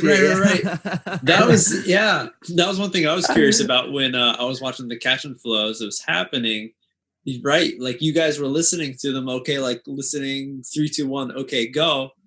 But then they were commenting the whole time. So it's like it's fucking little devil and angel on your shoulders, just fucking whispering in your ears the whole time. I mean, exactly. That holds true to the stage style though, too, right? Because the MC's always there talking and stuff. Like the first thing I thought of when you said that was Jake Fisher at Catch and Flow in 2019 when when he had his back to the crowd because he was trying to face the judges. Yeah. And Max was telling him, "Turn around, dude. Do it for the crowd. Like, turn around." Yeah. And he was just like, "Dude, I'm in the zone. Like, don't fucking talk to me. I'm trying to fucking do this trick. Like, I don't care about the crowd. The judges are right there." Right. Doing it for the judges. So it counts. Mm-hmm. So that's something that crosses over between fish this year. Yeah, right? No fish sighting randomly while you're just like doing your thing. You just get a drunk fish run up like, "Hey guys, what's up?" And you're like, "Whoa." Whoa. What up, fish? What do you do? But yeah, definitely. It was an interesting one. There's a lot of people talking about the online, like, did it really count? Like, are they really the champ? Like, do you actually hold the title? Because there's so much of it that was different. Mostly the stress of being on stage happening now, pressure. I feel like there's still the pressure of lacing your tricks now. It's different than grinding a trick down to do it now. Your shit has to be really stage ergonomic, and you're gonna have to be an amazing kendama player if you're about to like lace your shit in 45 seconds when somebody says 3, 2, 1, lace it now, please. Yeah. So the performance aspect is still nothing strong. is going to change that fact. Yeah. Totally. Yeah, it's just like it's just a different format, right? Like it's the same things. It's just a different way to approach it. And like I don't think that the two are the same. So like you could say like this doesn't count because of that or whatever, but it does count in reality. You know, like Takuya is the world champion right now. Even if he is the online world champion, he's still the world champion. I don't think anybody can question that after taking Catch Up Flow and World Cup. Yeah, exactly. And like, if you don't think that counts, fucking fine. It is subjective, and you get to decide what you count. But like, the skill is there. You can't deny that. No, 100%. Yeah.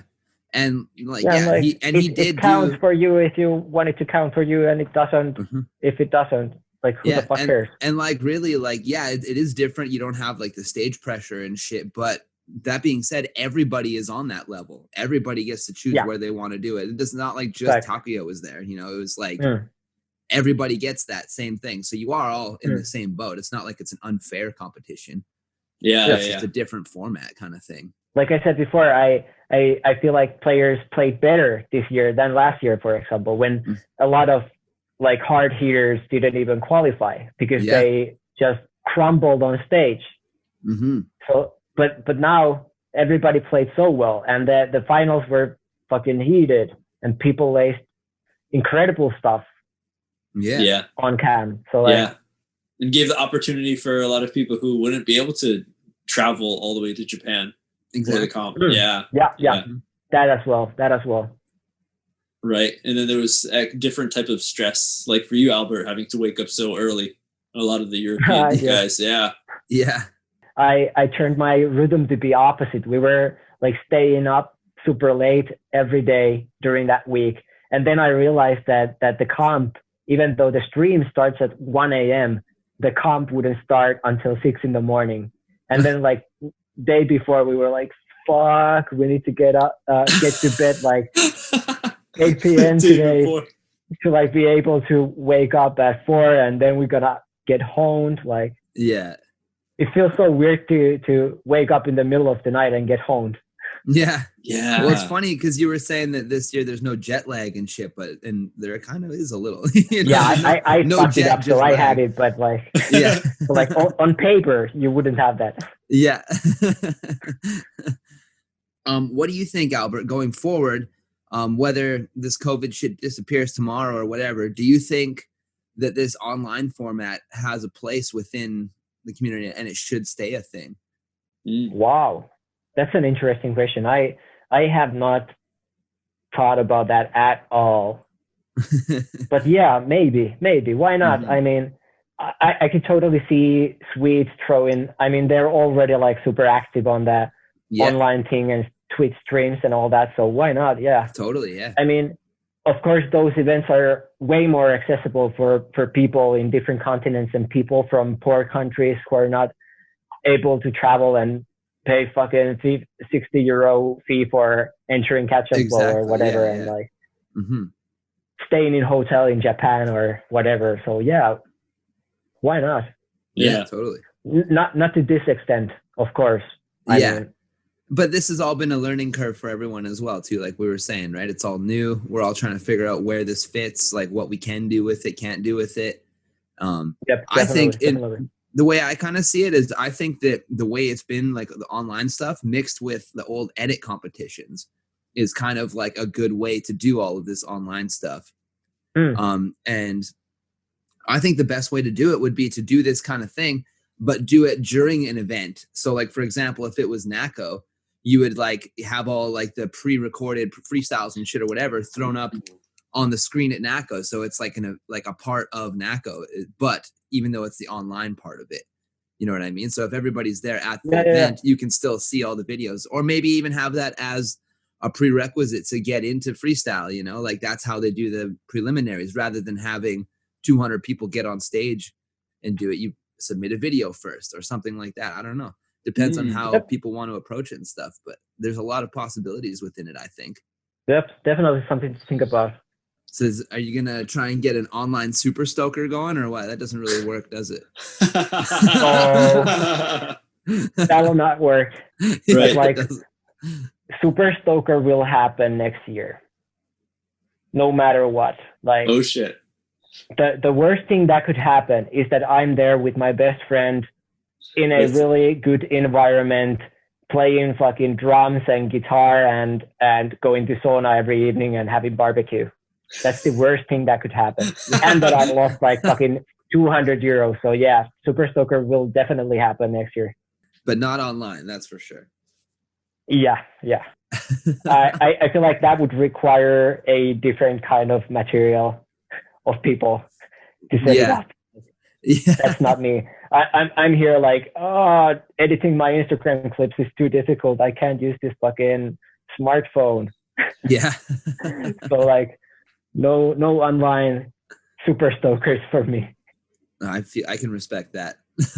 Yeah, it would definitely take away from the essence of it, the spirit of it. Shit, okay, dude. I mean, I had a few other questions, Roddy. Yeah, give her. Yeah, what you got?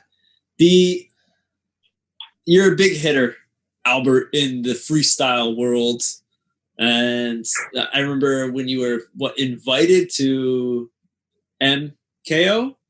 What was that? MKO? Yeah, the first time. You were invited player. Sweets had you come over, and I now even like looking back, whenever Sweets is judging the freestyle and you're there, like I always love seeing how blown away he is all the time when he watches. He's totally a fan. Love that shit. But when you freestyle, when you freestyle, the question is there anything that you're afraid of when you're freestyling? Be it like a specific competitor or a type of trick that someone is good at that you feel like lacking, or afraid of judges, audience? I mean, of course, I'm afraid of public humiliation. Yeah, but everybody. Like, yeah.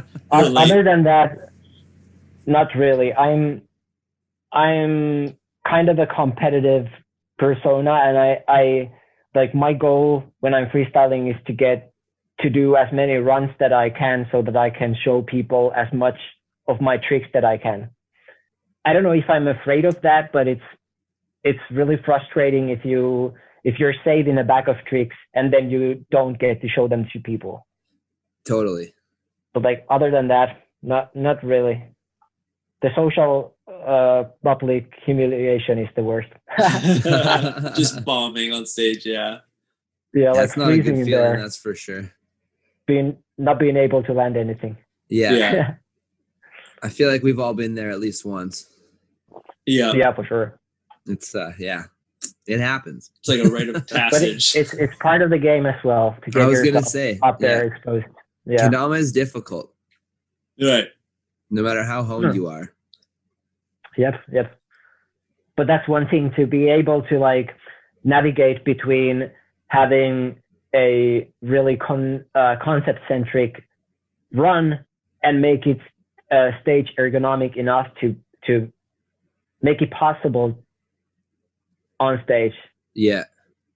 You could have like a really strong concept, and then for freestyle you have to make like an easier version of that trick that would have the same impact, but it would still at the same time be easy enough for you to lace. Yeah. So that totally. Yeah, when I went back and watched your Nako entries, they looked easy, you know.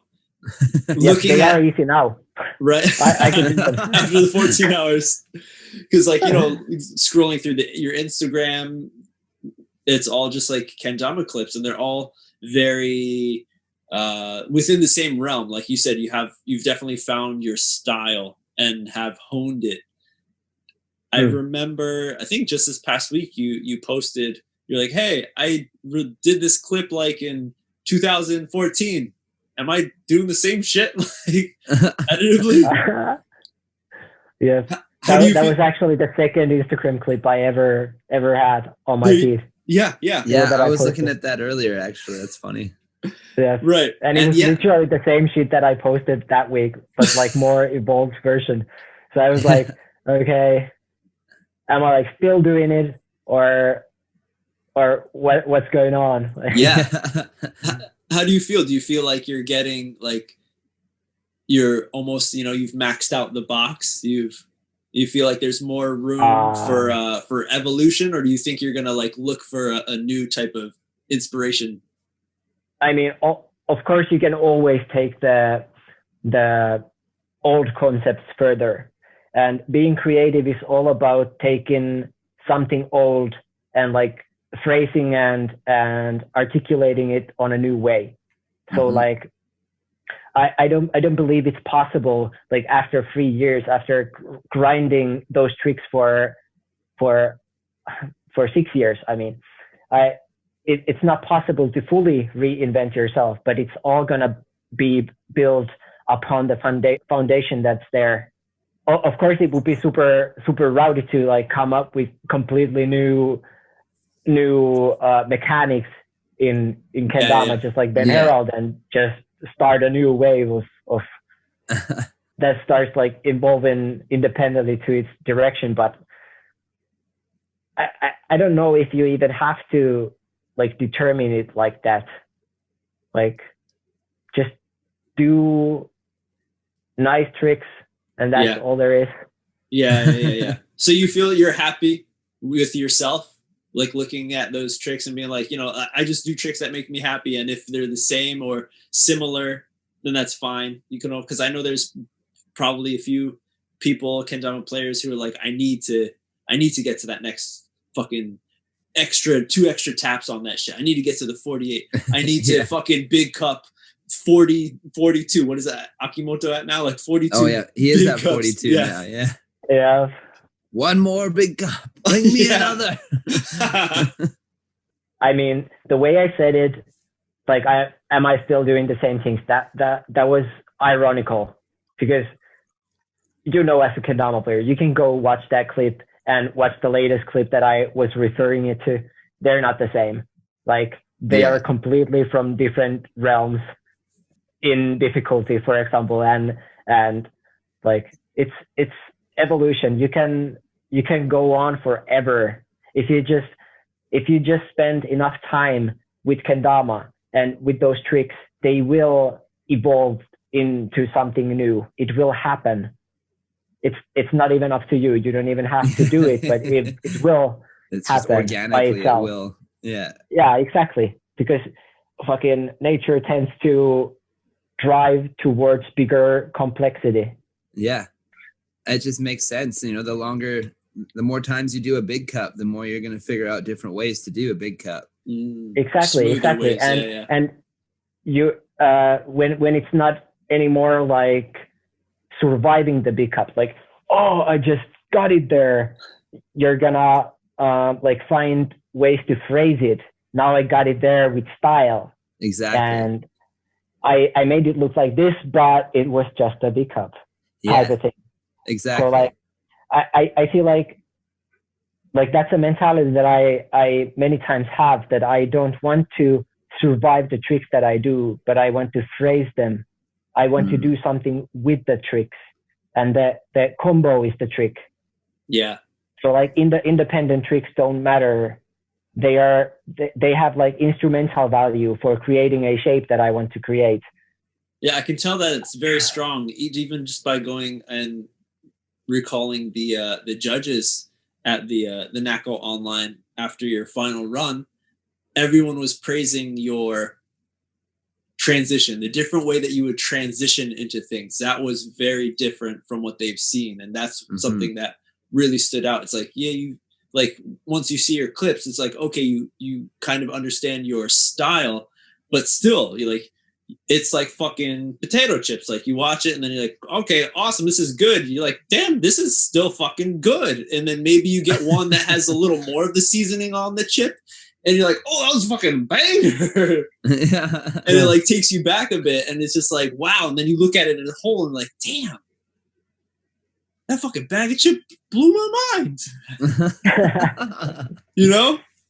And I think that yeah, that's what they said, and just how you're saying it, you know, the phrasing different ways, the transitions, there's stuff there's small things that people can look at and make it style it their own way, and somebody else will look at it and be like, oh shit, I didn't even think about that. Yeah, that's a great mentality to have towards like just showing kendama and in general, honestly, is that I don't want to survive the trick, I want to like do something with it. I think that's really cool. Yeah.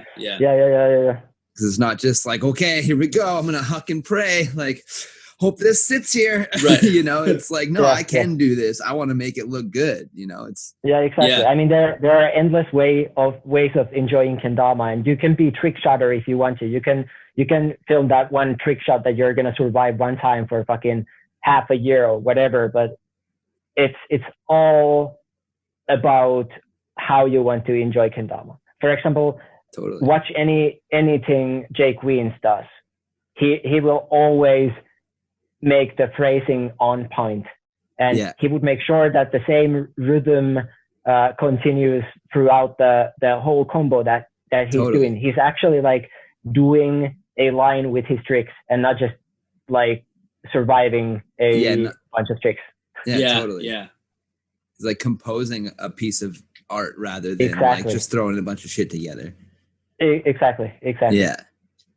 Woo! And also like many times people want to see slow motions of of the combo, for example. And I think it's mindless to recognize the small component inside the combo, but you should see it as a full shape. Yeah, the combo, okay, if that makes sense.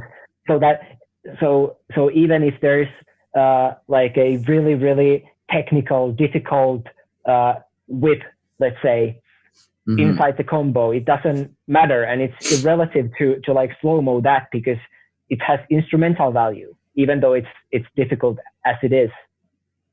If that makes sense. Yeah, no, it's totally. hard to like. It's like I hate people. Well, I don't hate people.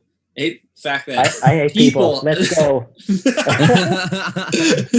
Right? How people will put shit on like their music on shuffle, and the shit's just flying around through different albums, different types of bands and stuff. Dude, like I feel you so hard right now. A band works so hard, or at least most of the times they do, to create a fucking album that like a concept that is an experience. Yeah.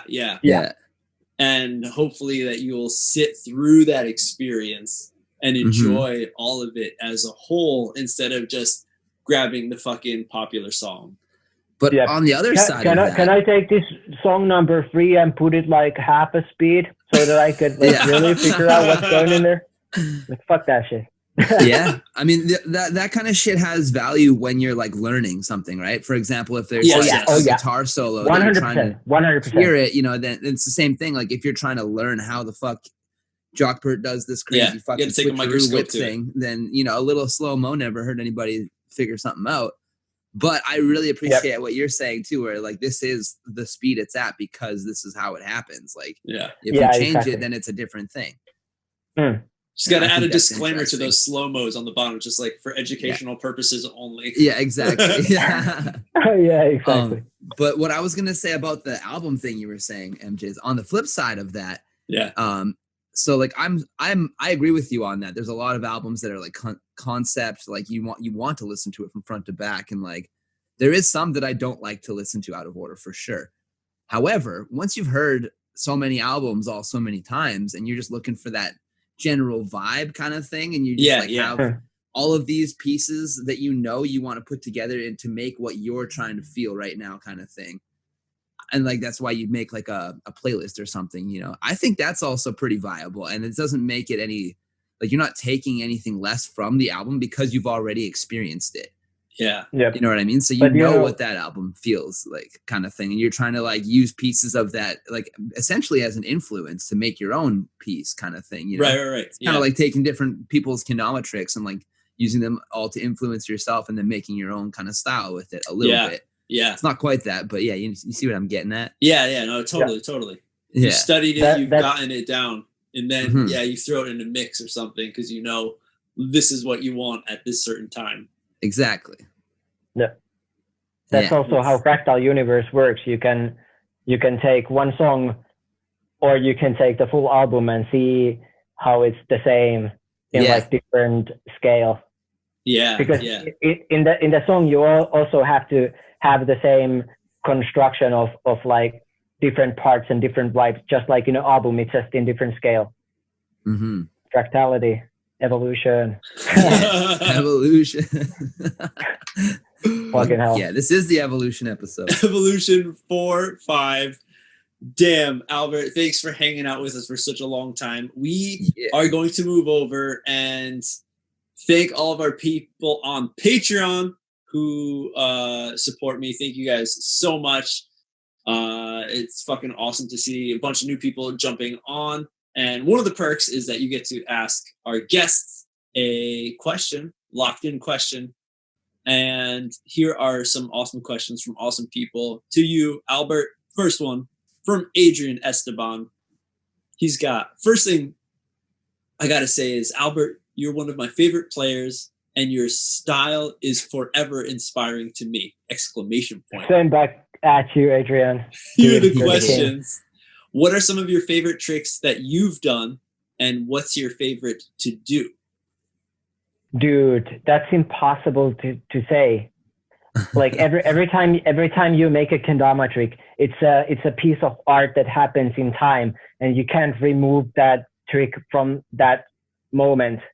So like perfect trick happens in perfect spot in a perfect moment. Like once, yeah. And those tricks that happened in those perfect moments in perfect time are my favorite tricks. But I can't say any. It depends on the time and occasion. Oh, okay. Impossible to pick. So how about that's a cool way to look at it. How about what's your favorite to do? Favorite trick that you like to do? That also depends. In the mornings, I like to do stalls a lot. Sometimes I like to like get into techie shit a lot and like practice invert lunars and like juggles to aeroplane and caution tap aeroplanes and down spike fast hands. And sometimes I just love to feel the motion and I don't give a shit of what I lace and just let my hands do whatever they want, and I'll be just behind my eyes observing. Autopilot. It's all autopilot. It's really hard to like. It's such a wide sport that it's impossible for me to pick up my favorite trick. But if I'd have to do that, I would probably just say dolly lighthouse. There is something so satisfactional to get a freshie and land your first lighthouse and maybe trade spike and hear it click and hell yeah. I don't know. Nice. Good shit. Good shit. It's a good answer. He's got a second question, or I guess kind of third. What inspires your trick creation the most?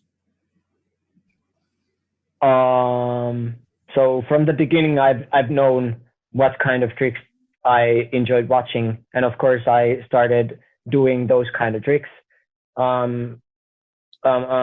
Daniel Robinson has definitely been one of the main influencers. I watch his string tricks edit millions of times on slow-mo, and I tried to like replicate what I saw, and I couldn't, so it became something different. And also it just like spending time with the toy as much as possible and the tricks will come. So I don't know, of course other skill toys as well, because there is so much to like take from the emotional language. For example, when Kendama players are talking about juggling, they think that only way to juggle is do this like up and down, totally. One-handed 2-piece cascade. But if we really wanted to juggle, why don't we look what they're doing in juggling? Because there are jugglers out there who are really good at doing whatever. 100%. So like other skill toys. Yeah, that reminds me of this pretty intense, I think it was a TED Talk that an American juggler did. And he studied juggling in the US and then he traveled to Europe and studied there. And he was so blown away at the European style of juggling because it was so different. It was like different minds. Yeah. And after seeing that, I was like, whoa, yeah, he had really explained it very well. Yeah. And also European scene has always been so creative centric when it comes to kendama. Like creativity is in it's really popular right now. A lot of people are like getting original, which is super great. But I feel like in Europe, we've been on that since 2014. Like whole time I've been playing kendama. So. Nice. Europe. Yeah. Nice. All right, moving on. Max Ida asks, how deep in your kendama journey did you start getting quote unquote weird? Did you start like new gen, like the most of us, like juggling, a lot of taps, etc.? I think like you kind of touched on this a little bit with the flaring stuff, right? Yeah. The foundation is definitely in there. But I also tried to go creative, like from the beginning, and like try to put something new on the table. Like every time I would, for example, post on Instagram, I think every time I post, I do it for a reason, and there is something new to bring on the table. So, but yeah, definitely, like, especially after seeing Mikey Schelling's Love Your Bass Cup, like, all I wanted to do was juggle and do endless instas, and yeah, I've been grinding that a lot as well. But yeah, my main point has always been in the concept, Right, since the beginning of your kendama play. Mm-hmm. Yeah, like conceptualism and creativeness. Yeah. All right, here we go. Next one. The man himself, Daniel Robinson. What style of kendama would you like to see more of? What style? Everything mashed together with everything. Like, for example, I've always sketched out when people are talking about string tricks, because if there's string tricks, then it means that there's like cup tricks as well. Mm. But why can't they be together, glued like this, like tricks that are both at the same time? So like everything mashed into everything in the same time. It's called the sweet special. Is what I want to see. And also I would love to see in the future, like we have these young super kids from Japan, for example, who are super good at kendama. Like something that we haven't seen yet is this super kendama player that would be as good as those Japanese kids at kendama, but would have this vision of how, like, we would have to breed Takuya with Ben Harold. Yeah. That's what I want to see. Like somebody who is skilled enough to actually like fulfill his vision of kendama. Whoa, that's deep. Yeah, like go beyond the technical limitations, because I always feel like I'm not good enough to like fully express myself. Yeah.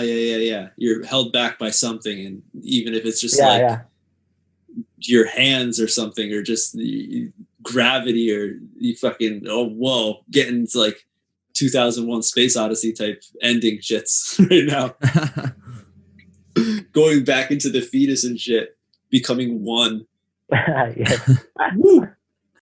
All right. Next one from Joshua Flowgrove. He asks, do you play with any other flow toys or skill toys? Yes, I do. I chef fucking everything. I play Bekleri or Sling Bekleri a lot. I've been doing that for years. I know how to juggle as well. I just got into Balisong, which is super chill. Oh yeah.